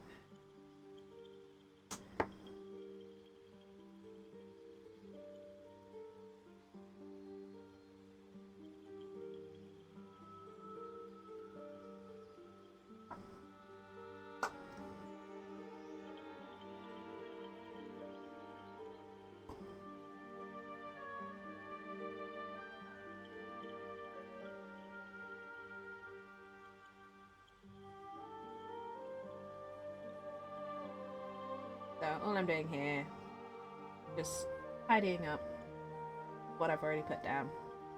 I'm not changing or adjusting the colour all that much. Tidying up what's already there.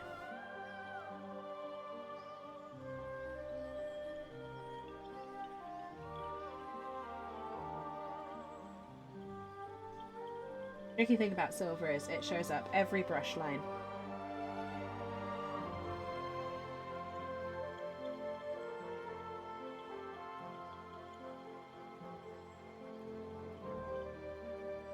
It's not ideal, but at least you get a cool, like, chrome effect, I guess. Brushed steel effect. Which is nice for weapons, but not so nice when you're trying to do something smooth, shiny.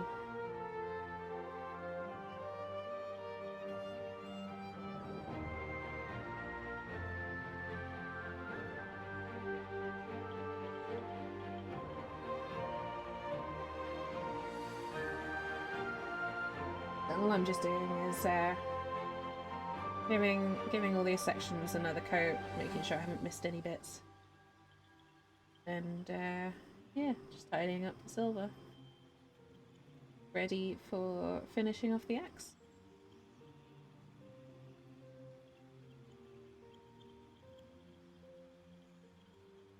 Apologies for the ad break. Welcome back, folks.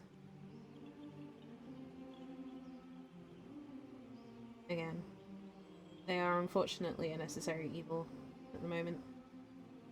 I do hope to find a way to get rid of them, or at least reduce them significantly, but at the moment there's not something that is open to me as a lowly affiliate, so here we are.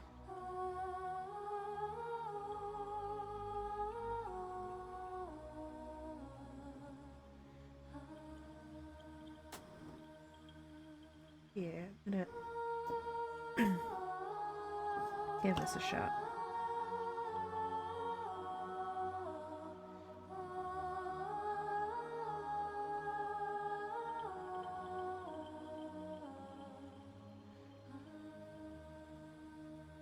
I'm just putting a black ink wash, non-oil for those who are interested, over this darker silver, lead belcher. Again, just to kind of, one thing I don't want it all to look like, you know, one flat colour, but also it kind of helps even out the colour a little bit.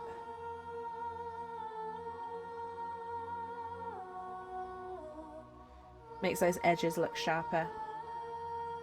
Which is all I want. I want this axe to look like it could do some damage if she so desired.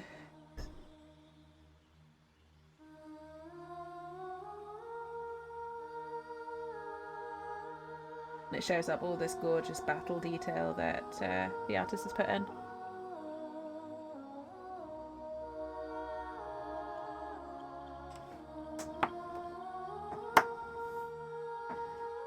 Another bit is getting wooden handle right. That's another ink wash job, this one. Good old reliable Agrex Earthshade over Mournfang. And again, just shows up all the nice patterning that the artist has done. Kind of talent in a pot, really. Does a lot of the hard work for me.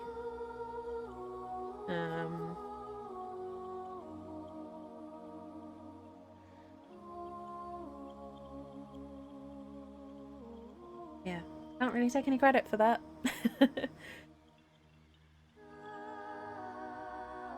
This is why I maintain that ink washes and contrast paints and all this sort of thing are great tools. Every hobbyist should take advantage of them. It makes your life easier and it makes your models look good. There is no downside to using them.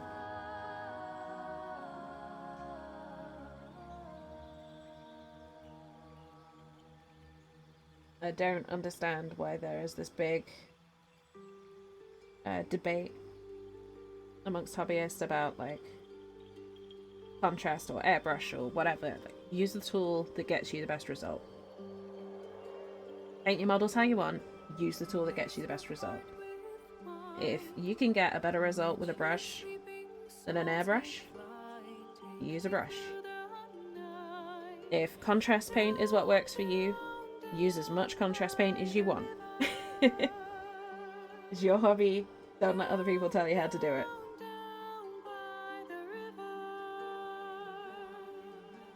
Spoken as someone who used to work as a hobby advisor for one of the biggest miniature companies on the planet. Hey, Super Kiak, welcome in. Oh, Karlach, yes. Just coming together. This is the same model that we were working on last week when you stopped by.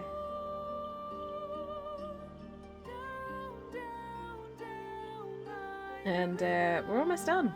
We're getting close to the end here. It's pretty cool.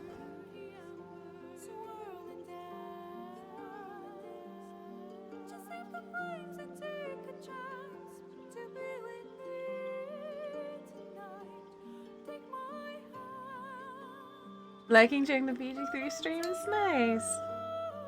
I hope you're enjoying them. I appreciate the work very much.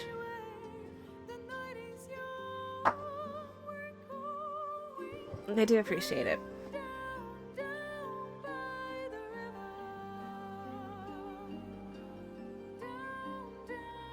Please don't judge me too harshly for my my choices during Dark Urge runs. That's all I ask.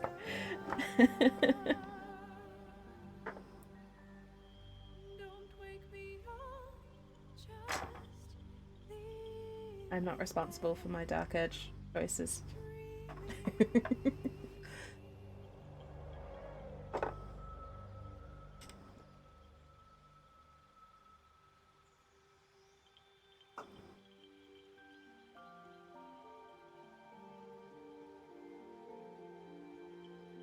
Armor.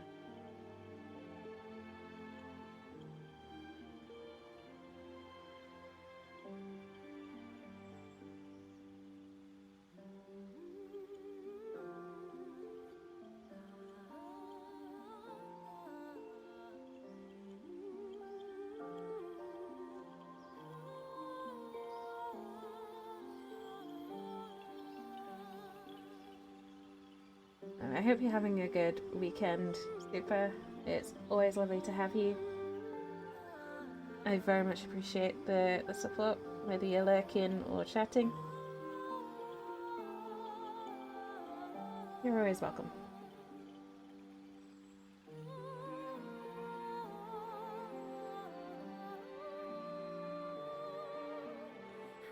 All I'm doing here is tidying up what we've already done before I get started on actually detailing this armor.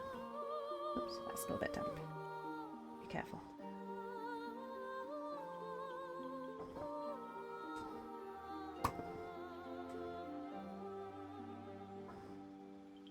Chilling, doing some last minute D&D prep. Nice. I hope you have a good session. Sounds great. I had a D&D session last week for the first time in ages. I had an amazing time, but now I want to play more D&D.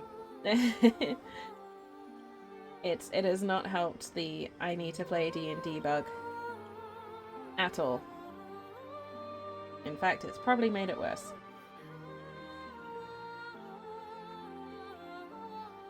Which is fine, because it means I just need to find time and space to play my own to run my own campaigns.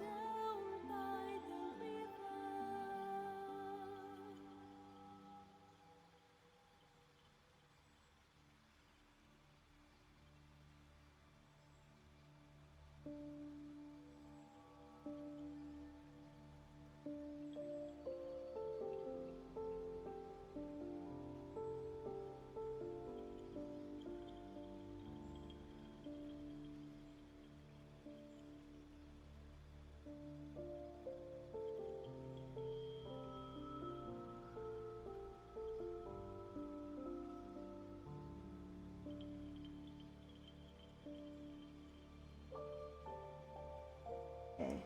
Sorry folks, bear with me a moment while I'm maneuvering these straps. They are a lot more delicate than I thought they might be. At least from a painting perspective.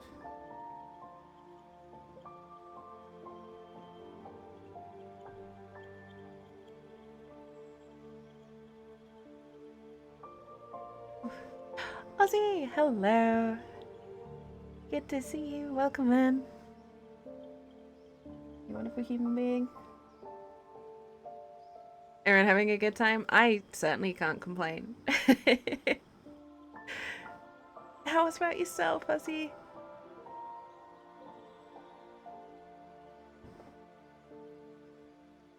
How are you doing? Did you have fun on your adventure on Friday? I think it was Friday.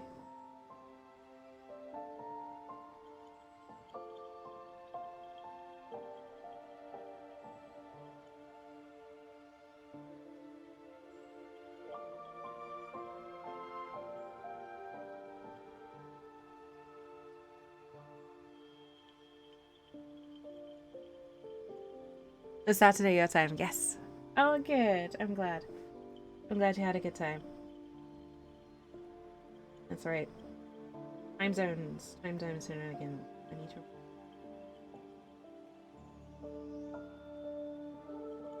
No, I'm glad you had a good time. That's wonderful to hear. I hope you've had time to relax as well. We're just chilling here. We're working on finishing Karlach today. I think I should be able to do it. We're nearly there. Basically just got to do our armor and tidy up the base a bit.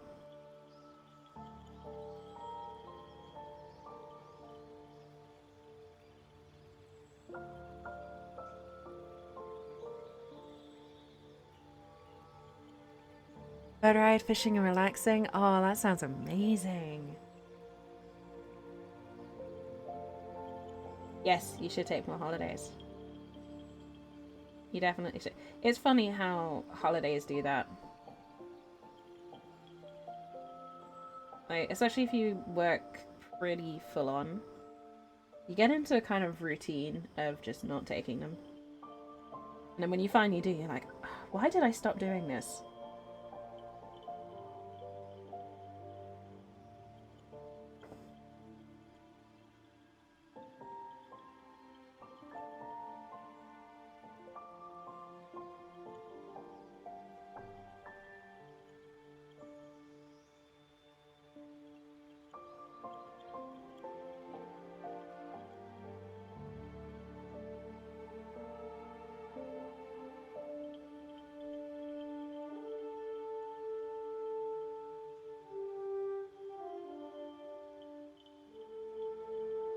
You have 10 weeks of leave? You really should use those, Ozzy. That is a lot of leave. Don't let it expire.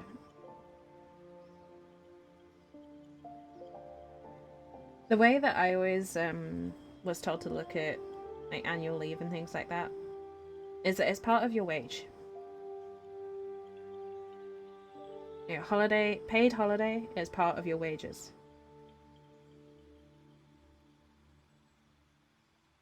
So, and I think that's probably one of the most valuable pieces of advice I was given when it came to overworking and things like that. If you treat your holiday time as part of your wage, you're more likely to remember to take it.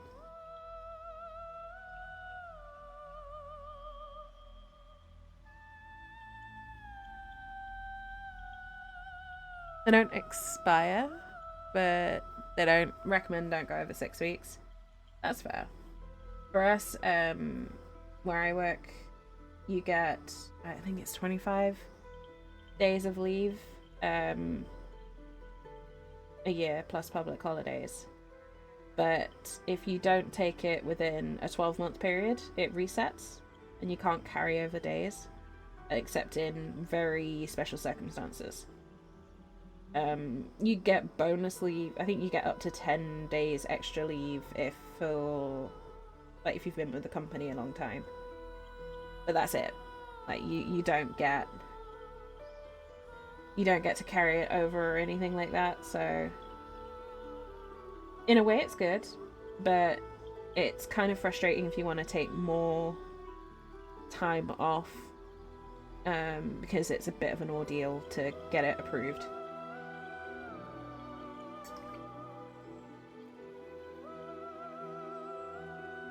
Yeah, definitely get some holiday in, Ozzy. It's a good excuse to, even if you just book like a few days off to sit and do nothing except play games at home. It's sometimes good for the soul to book time for no reason.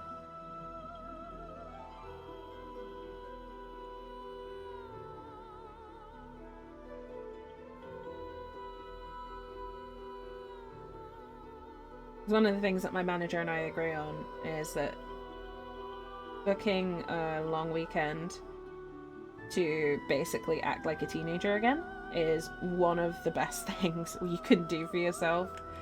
Or it's like, you sleep in till midday, you don't get dressed, you don't do chores, you order whatever, like, you just eat whatever you feel like, and you play games until 3 o'clock in the morning. Sometimes it is just good for the soul to do that. I didn't have the heart to tell him that I do that practically every weekend because I stream. And streaming is kind of encouraging me to stay up late and play games. Right, so I'll try that on my holiday. Yeah, just I definitely recommend doing it at least once a year. It's incredibly therapeutic to just take off all responsibility for a few days. Especially because I know you work hard, Ozzy. I know you have a busy and demanding job. So it's especially important if you do that. Because it gives you that mental reset that you sometimes don't get from going abroad or whatever. Like sometimes you'll go away and you'll go on holiday and you're like, I need a holiday from being on holiday. Because it's a lot of logistics and a lot of organising. 10 out of 10. Teenager long weekends at the very least. You need a minimum of like 3 or 4 days to do it.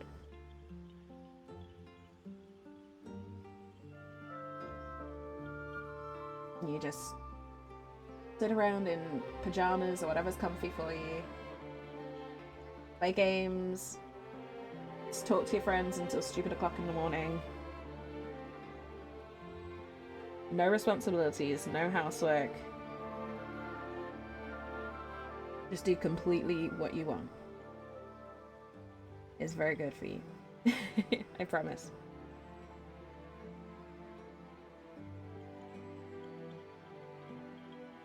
As long as it's done in moderation, it will never hurt. And it keeps it special.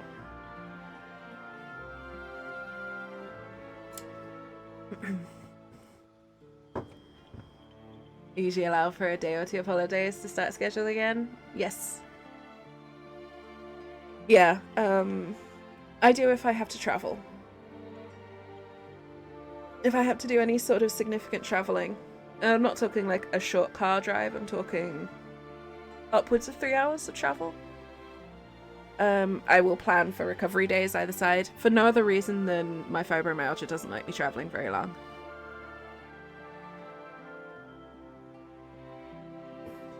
So I have to allow that for disability's sake, if nothing else.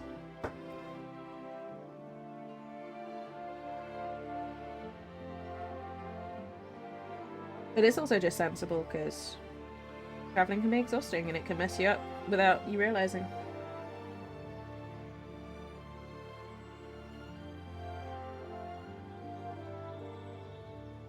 Addicted to the gym? I mean, you can still go to the gym if you want. The whole point is to use it as a reset. It's more of a mental thing.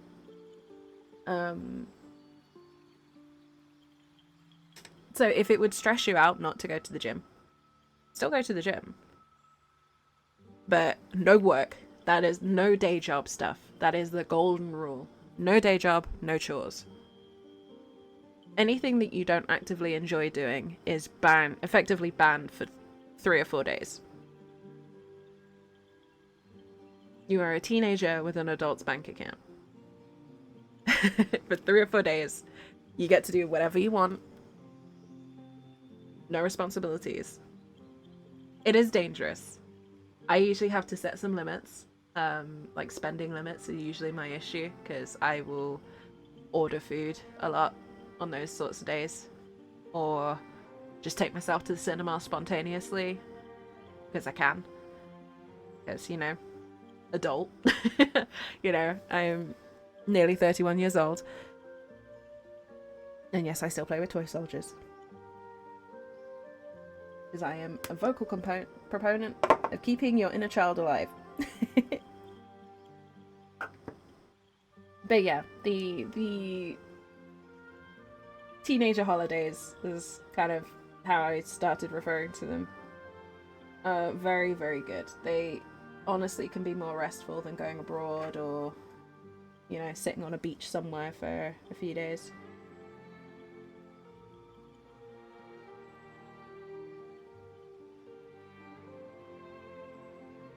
Especially if you're the one in charge of running the household. So I live with my partner, but I'm kind of the one who runs the household. Like, I make sure the chores get done on time. I, you know, do the cooking. I remember the bin days, that sort of thing. That's my part of the relationship because I'm good at it. My partner helps in other ways. But for me, those kinds of holidays are really important because it means I can mentally reset and I can get that bandwidth back. Which is not always easy.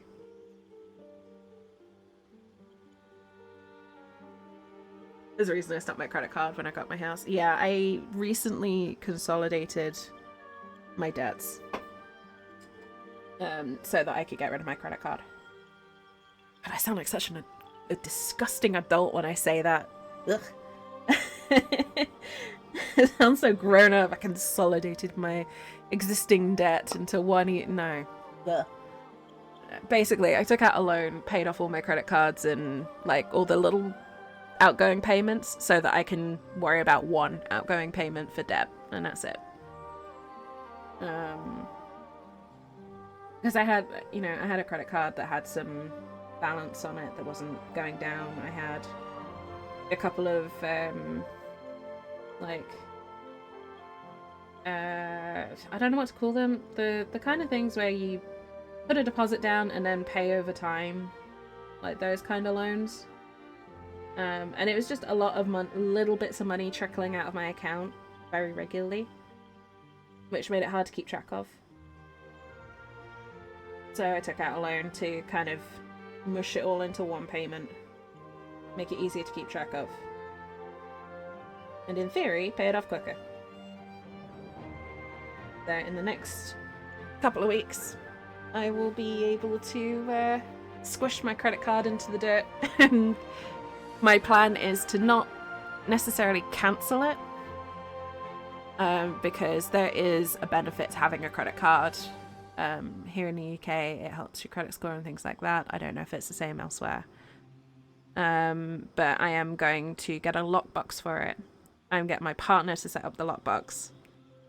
So that only my partner has the details. Or something like that. Basically, I'm going to take it out of commission for myself. I've taken it off of all of my online accounts, all that sort of thing. And I'm going to make it very, very hard for me to spend on it. That's the plan. Because I'm not very good at controlling my spending habits at certain points. Consolidation, thank you.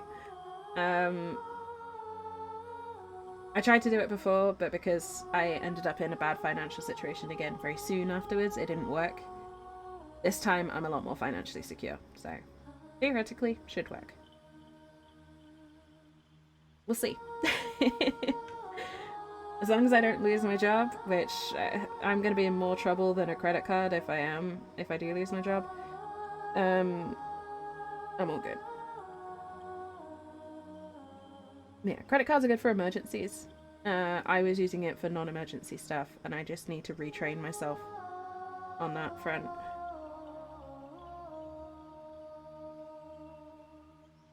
Be sensible.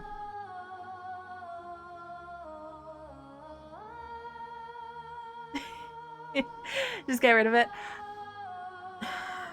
I'm very conflicted about getting rid of it purely because it has implications for stuff beyond just owning a credit card.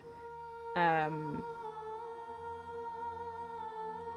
either gonna basically give the card itself to my partner and get her to hide it from me, or get rid of the physical card, if that makes sense, and just keep a piece of paper with the details if I need to use it in an emergency.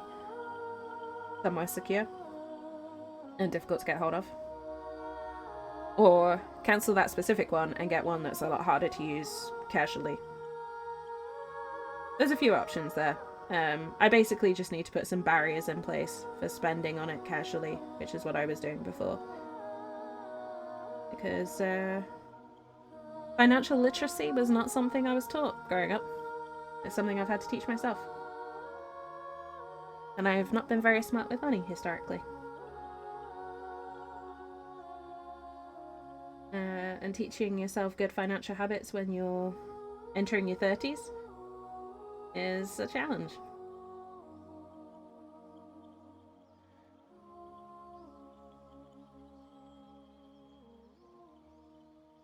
If you want to reliably build up a credit score, the recommended way to do that with a credit card is to use it for small regular purchases. Yeah, so one of the things that I'm thinking about doing is putting Netflix on there.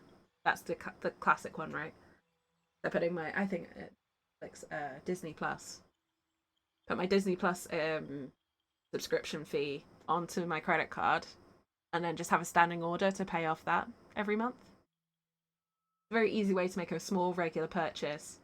Standing orders are automatic. I already automatically have Disney Plus going out of my bank account, so it doesn't actually change what goes in and out of my bank account. It just changes where it first takes it from. Like something like that, yeah. I haven't figured out all the details yet, because literally this is stuff that's only happened in the past couple of days. I've got a couple of weeks to sort out the finer details. And this is a long-term financial stability plan. This is not a quick fix situation. The first step was making sure that the whole balance was paid off so that I wasn't just paying off interest every month, because along with all the other miscellaneous little debts that have accrued over the past 10 years or so, because I have been completely financially independent since I was 17 or 18, which is not as easy as it might sound. So yeah. Or should have a minimum of 3 bank accounts to process. Yeah, yes, I don't disagree with you there, Foggy. Unfortunately, it has not been easy for me financially. And it is only in the past couple of months that I have gotten a job that allows me to be financially secure. for the first time in my life. Like I said, I've been financially independent from my parents. So my parents have not paid anything for me since I was about 19, 18, something like that. Basically since I left home. I had to pay for everything. So, since I started university. So it's been a very long, very difficult journey. I'm currently about to turn 31. I did not always make the smart move because I was in my 20s and learning how to live on my own for the first time. Everyone makes stupid mistakes. I'm figuring it out. No worries, Ozzy. Take it easy. Sleep well. Sweet, sweet dreams. Take care of yourself. Don't work too hard, yeah? I know I'm going to say this every time, but try not to work too hard. Well done, by the way. Thank you. Yeah, it's taken a while. But we're getting there slowly.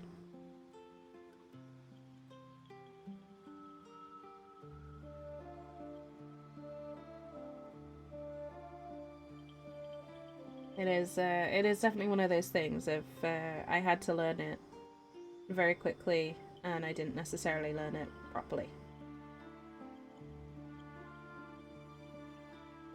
But I've been fortunate enough that I've been able to get to a point now where I'm able to sort it out and do it properly, and do it right. I'm very, very lucky. I know not everyone has that privilege, and I'm determined not to waste it. Basically. And I don't mind being open about this because I know some people can get quite sensitive about finances, because it's not an easy topic for everyone. But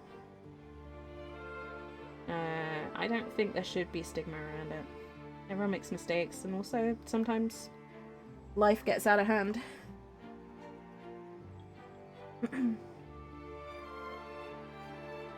Touching the week? No worries. Yeah, definitely, Ozzy. Feel free to message me anytime. And take it easy. Thank you, Foggy. 28, only let yourself over the past 3 years? Yeah, I mean,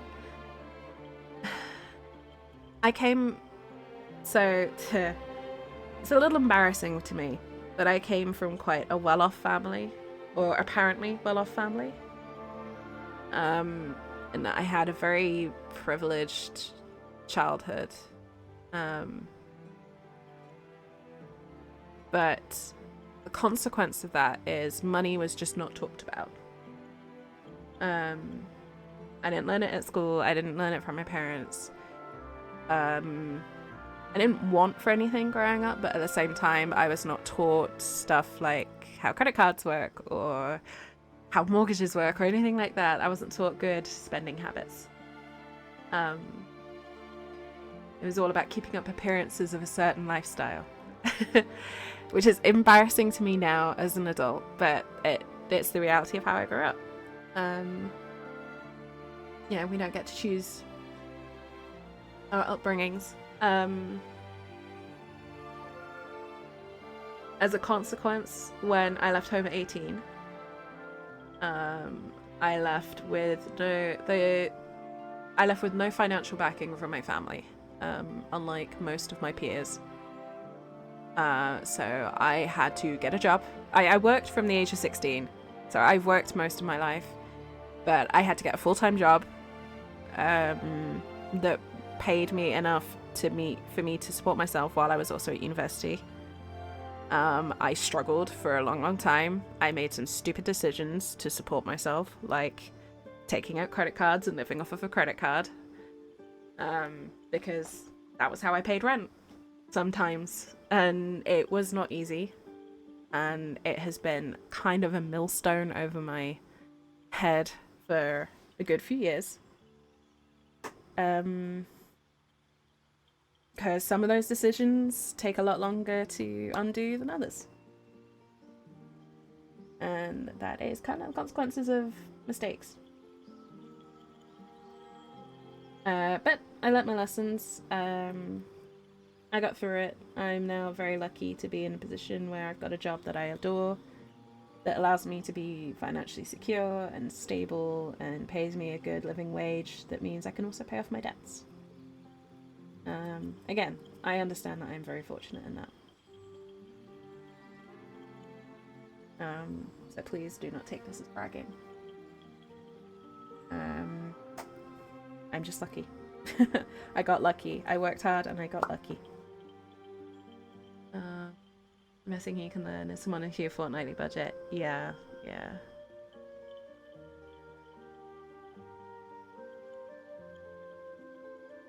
Yeah, that's a good saying, Poggy. You don't know what you don't know. I mean, I'm very grateful for a lot of the things that I was able to experience because of the way I was brought up. And I understand that I was very fortunate in a lot of ways. But a lot of stuff that is common sense to a lot of people who don't grow up in that kind of environment were just never taught to me. I never learnt budgeting. I never learnt that sort of stuff until I was much older. And there were points after I left home where I was living on, you know, less than £10 for my food budget, and that had to stretch for a month. If you want to know the kind of whiplash I experienced when I became independent from my parents. And again, I'm not trying to glorify it, I'm not trying to show off, I'm just trying to give a little bit of context to why I am the way I am. Like I said, I've been very lucky to have friends and family who've helped me. Well, not family.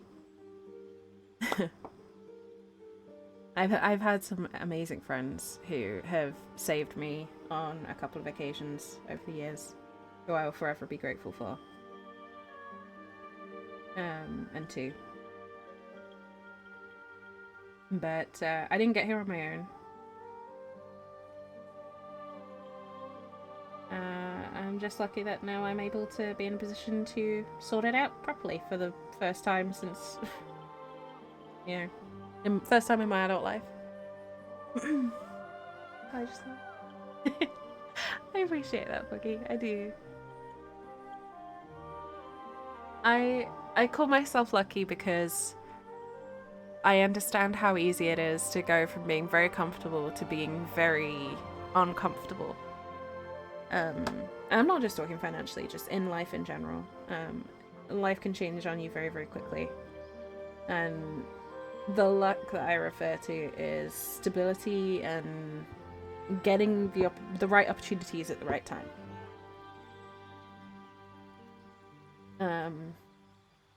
Because sometimes the opportunities are open, but you just can't capitalize on them. And yeah. I do appreciate what you're saying though, and it's true. It is true. A lot of people sell themselves short. I just want to be honest with it, to be honest. Can you tell that this is unscripted? I just want to be honest, to be honest.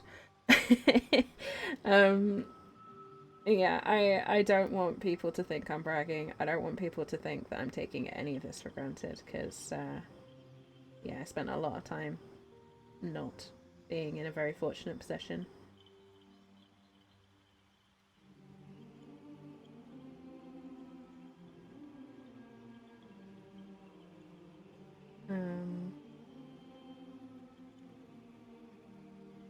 Oh yeah.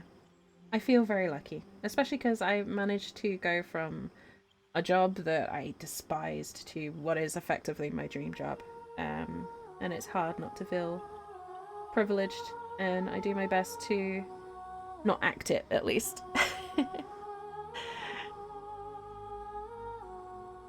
Thanks, favorite saying. I just want to be honest. Yeah, I try. I wouldn't say I'm an open book, but I'm very upfront about things. Like if I'm not comfortable talking about something, I'll say so straight up, and I'm not gonna like beat around a bush. But at the same time, I don't want people coming away with a false impression of what it took to get here. It did take hard work, yes, but it did also mean taking advantage of opportunities that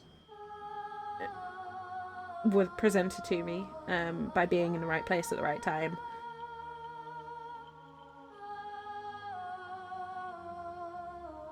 And a lot of teaching myself a lot of skills that I otherwise would not have picked up.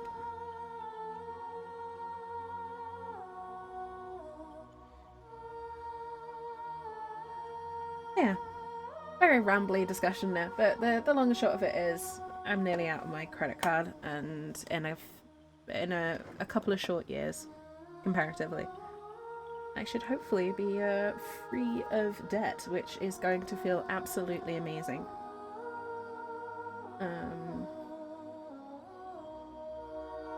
Because the other thing is, I'm not going to deprive myself of experiences in the meantime, which means I know it's going to take longer. I know I could be out of debt sooner, but I'm not going to deprive myself of the opportunity to travel. I'm not going to deprive myself of, you know, Netflix or whatever in the meantime, because life is also for living, and I live with chronic illnesses. I don't necessarily always know. I don't necessarily have the luxury of being certain my health is always going to be here. And I'm not going to waste the time that I do have. Even if it means taking a little longer, being in debt.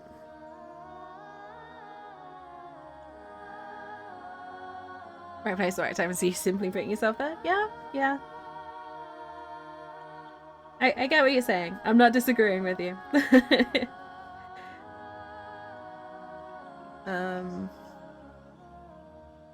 It is difficult for me to take any kind of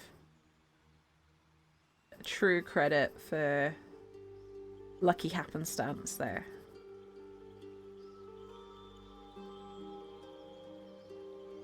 That was hard work, but there was an element of lucky happenstance too.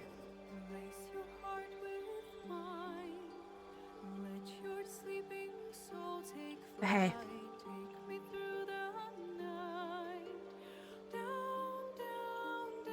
We all have those moments. It's what we do with them that counts.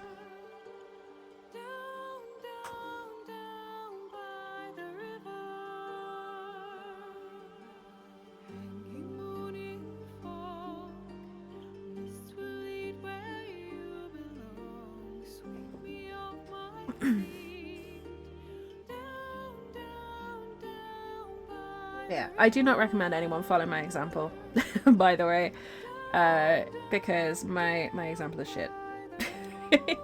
To be perfectly honest, I'm doing it the dumb way. I know I could do it more smartly, but like I said, my goal is to be able to enjoy my life, not necessarily to not necessarily purely a financial one.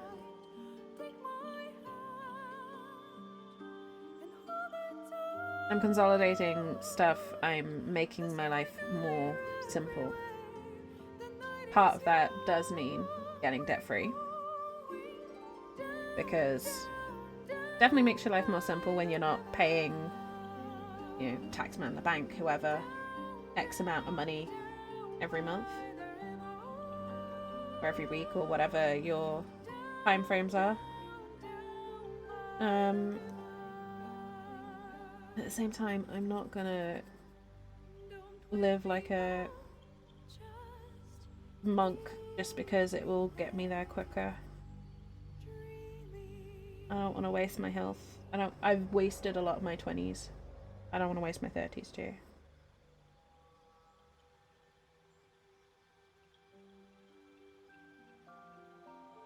Don't use me as an example, please.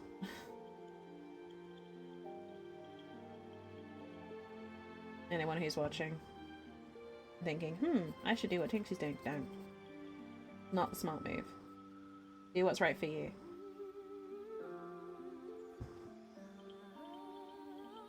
Very hard on yourself? No, I'm very realistic about myself. I know there is a tendency for folks to put people on a pedestal, and I've seen the downside of that far too many times. Rational time expectancy? Thank you. You are very complimentary, Buggy. You really are.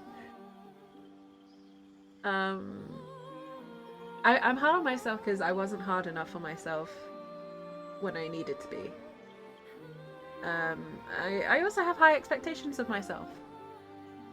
I'm aware of my capabilities.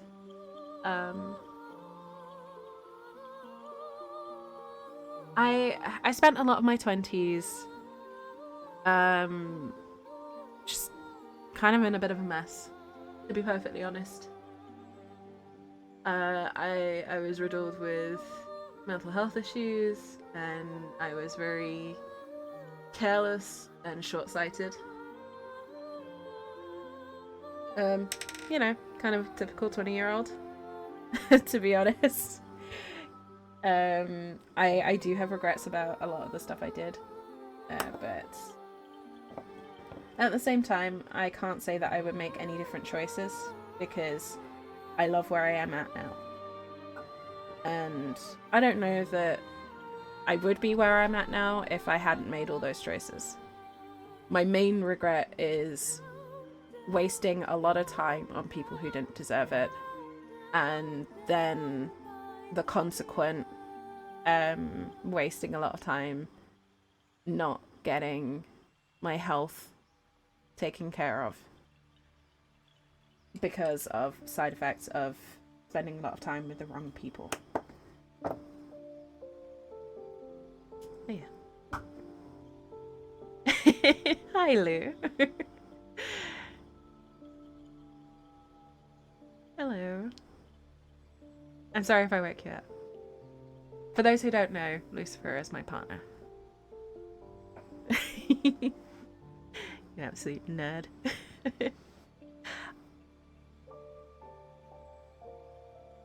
My wonderful, long-suffering partner. Lucifer is the devil? Yes. He's also my partner.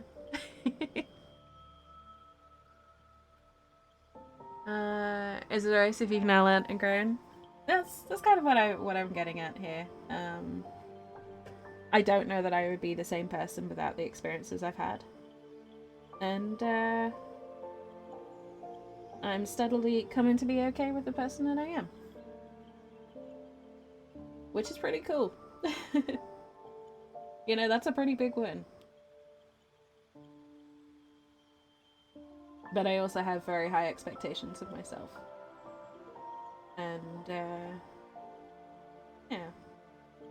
I'm lucky enough to have people around me who have a very high opinion of me, and I want to live up to that.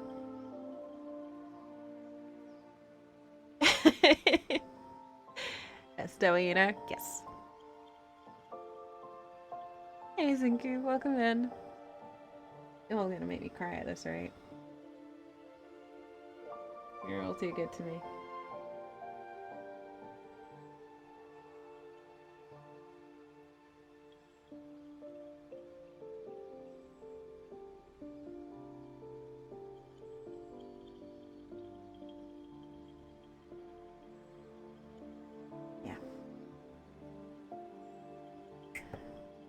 Yeah. Breakage? No. No, I've just been talking about various stuff, and everyone's being far too kind, as always. Everyone's being too sweet.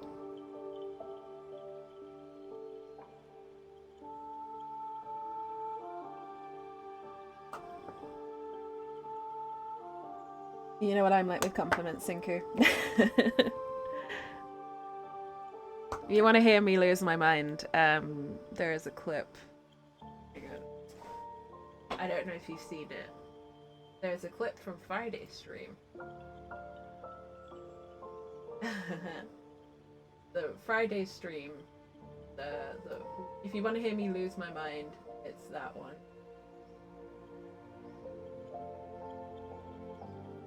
Seen it? You've seen the cause of it.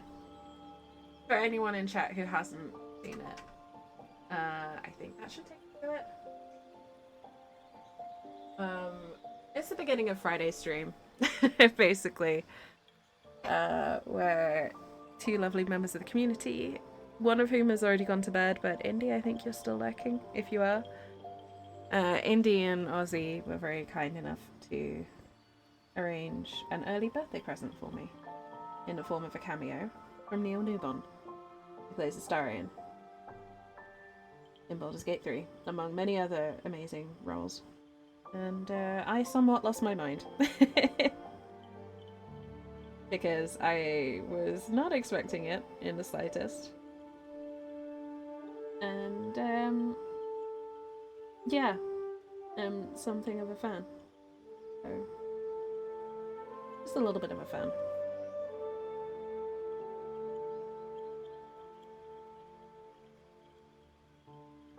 Yeah, I don't know if that link actually will take you to it. It should do, but technology being what it is, it might not work properly. Anyone wants to see it, it's also in Discord and on my Twitter. If you all want to see it.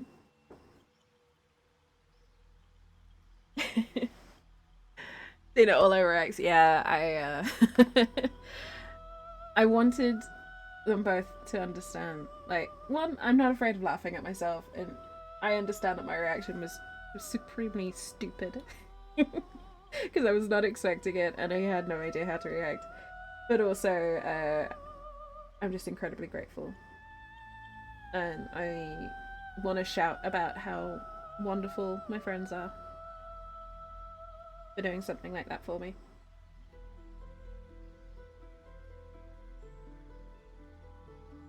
So, yeah. People do nice things, I'm gonna celebrate it. That's my sister's smile allows. Like I said, incredibly grateful that that cameo now lives on my desktop as well. Like, what the first thing I did was make a copy on a on a USB so I never lose it.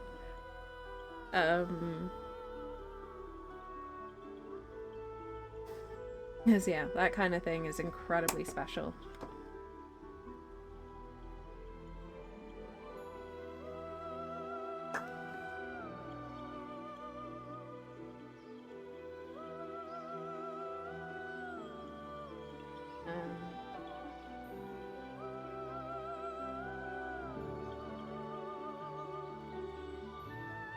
Yeah, if you want to see me lose my mind, that's the clip. Is what I was trying to say there.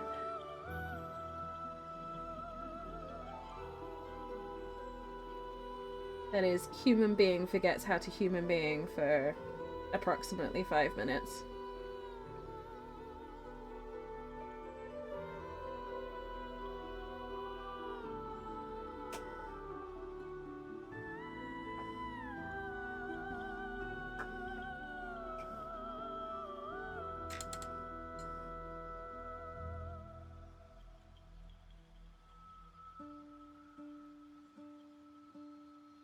Yeah, this bit.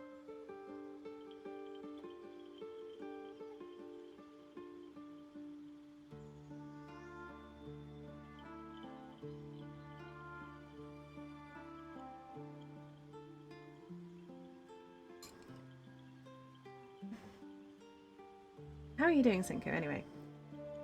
Welcome in. It is very good to see you. I hope your weekend is going well. It's been a very rambly stream today. As always, really, let's face it. Painting streams tend to be quite rambly.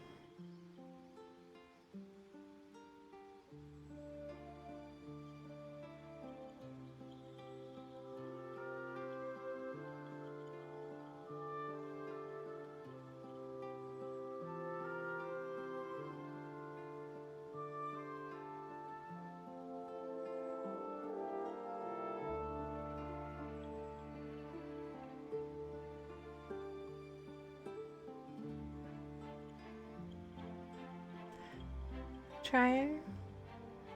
Still early Sunday for you. I'm sorry things aren't improving yet. I'm still keeping my fingers crossed for good news for you.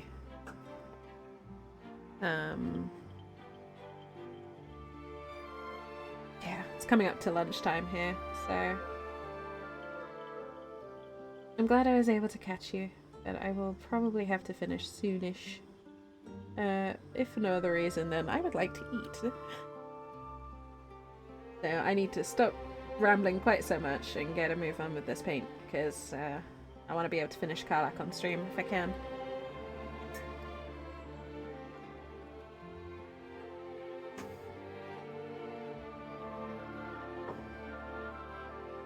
I have a feeling I will probably be doing some finishing touches to Karlach off stream, just to make sure I get it right.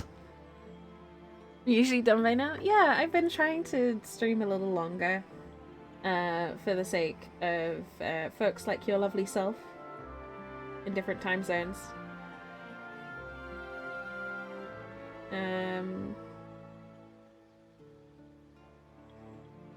But yeah, it is lunchtime, so I will be heading off soonish.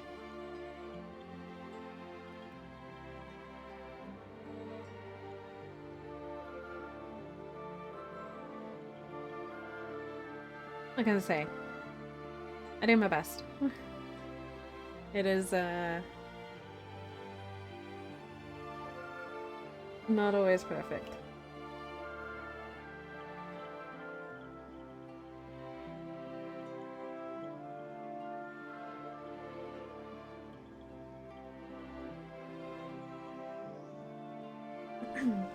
But I am trying to stream longer in general. Just because I know last year was kind of a bit all over the place with streaming. And I'm trying to get back onto it. Get a bit better with it. I miss streaming. I miss spending time with you, lovely lot. If you can understand me through the paintbrush in my mouth.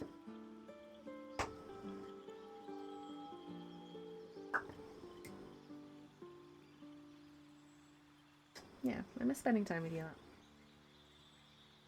I didn't do enough of it last year, so making up for it this year as much as I can.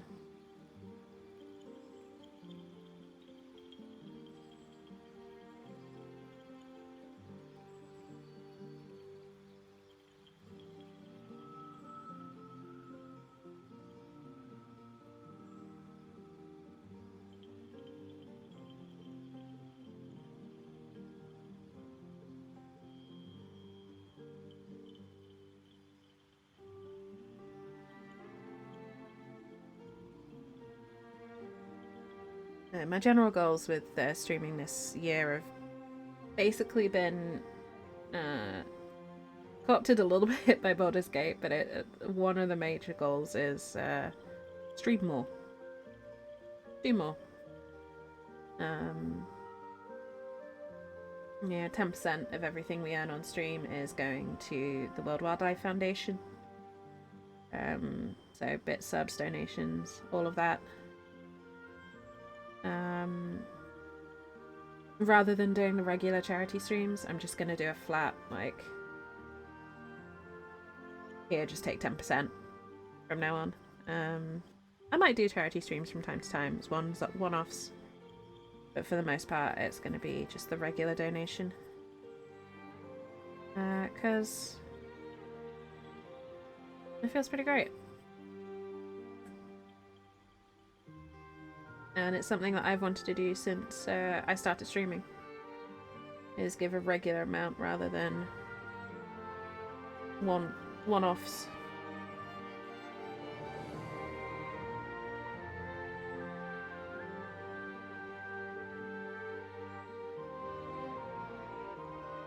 You're wondering what I'm doing here? I'm just kind of scuffing up some of the leather a bit. I'm adding this grey-brown, just to kind of give the impression of road dirt.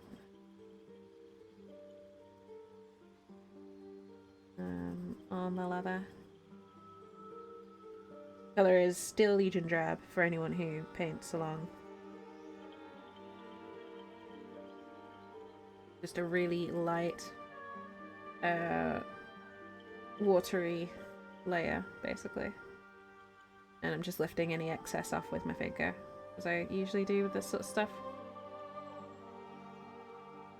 Because if you don't finish a painting session with paint all over your hands, did you really paint?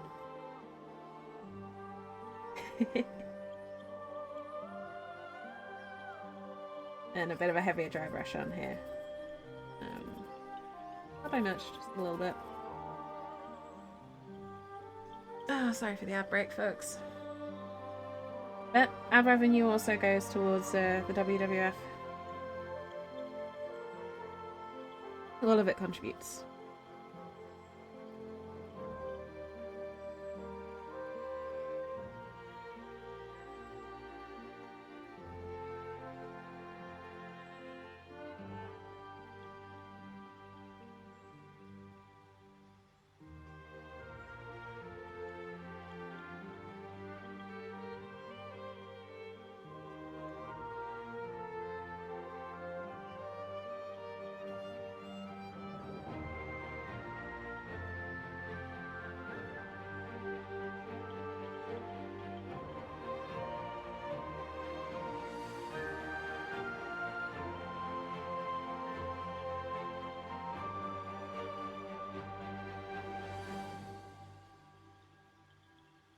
We're starting to get that dusty Karlach leather now, which is nice.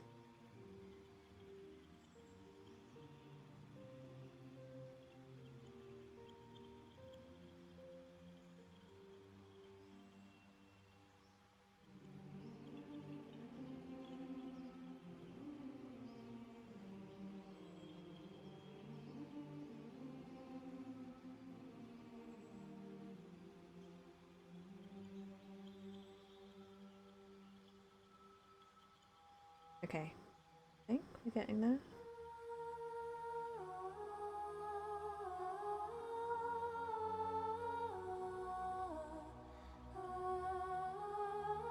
I'm also kind of running out of daylight because storm clouds are coming in. I think we're in for a rainy evening, or a rainy rest of the day, which is fine. I think I'm going to spend the rest of the day curled up on the sofa with a good book.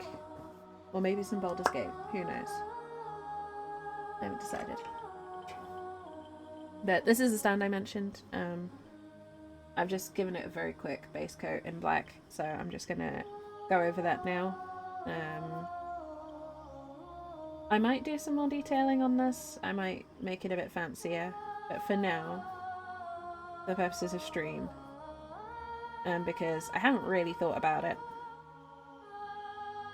I'm just gonna paint it up plain black, and I should hopefully have enough time to attach everything together before we finish, assuming I haven't lost my glue. It's just occurred to me, I can't remember the last time I saw my super glue anywhere.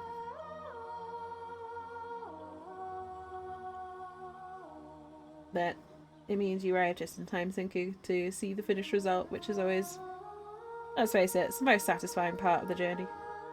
Seeing the end result. At least it is for me. When it comes to painting. I love painting, but it's always really nice to have a beautiful model at the end of it.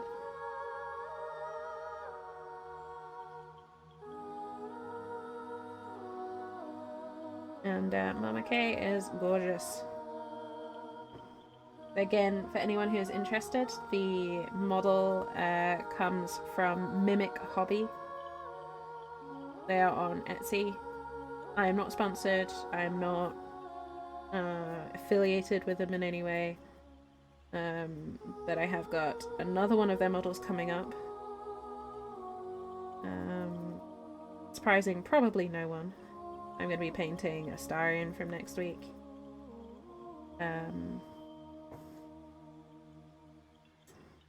So that's going to be fun.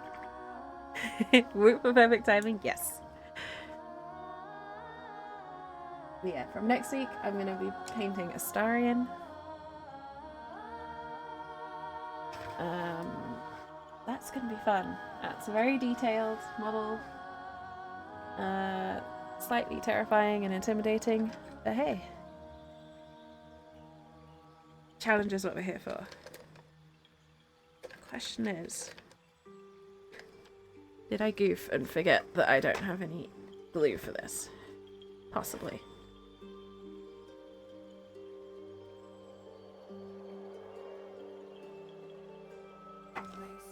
Nope, it was just hiding. Cool. Let me get this right. So a tip with any sort of assembly situation, you dry fit before any glue goes on. You can make sure that you're doing it right.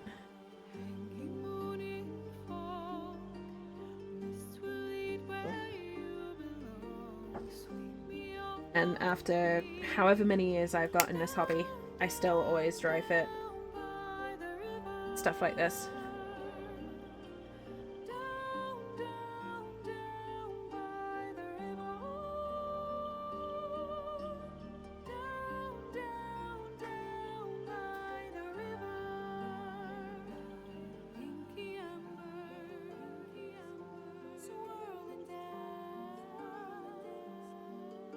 Yeah. So while Karlach attaches to her stand, he also has a base. An additional base. A display base. Because I got a little bit of an upgrade. And this wonderful individual also does these amazing etched nameplates. So this is just a little bit of thin aluminium. And if it's not showing up on stream, that just says Karlach on the front there, under the plastic. I'm going to attach that to this, so I can really show it off, because I am that level of nerd. Is visible? Yeah, I'm going to take the plastic off in a minute, but obviously while I've got paint on my hands, I'm not going to risk transferring that to the metal. But yeah, I wanted to kind of make these kind of showstopper pieces, so... Wait, have they... Before I glue, that looks like that's got some adhesive on the back. Have they even done that? If they have, I'm going to be even more impressed than I am with them already. Oh my goodness, they have. Okay. So not only have they done these amazing etched plates, there's an adhesive backing. So I don't even need to glue this on.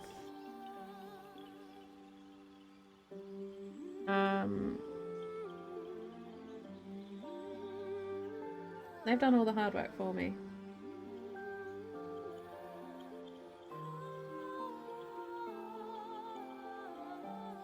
So all I've got to do is line it up and stick it on.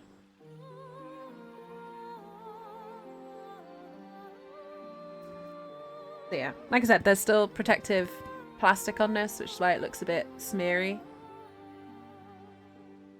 I know it's the camera, I'm sorry. I don't know how to unmirror my camera. It's really frustrating. But yeah, that's just a protective plastic layer that will come off when my hands are less of a danger of messing it up. And then Karlach will be displayed on there, basically. As a whole set piece. So I have never done a display base for a bust like this, and it feels very excessive and very cool to be able to do it. But if I move these out of the way so I've got a bit more space to move. Move. There we go. That is Karlach completed. The indomitable Mama K. Literal heart of gold.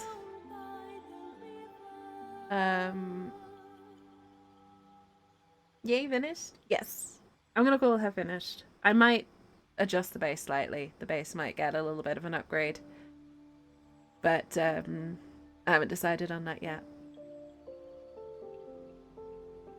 Yeah, she is as finished as I am going to be able to make her.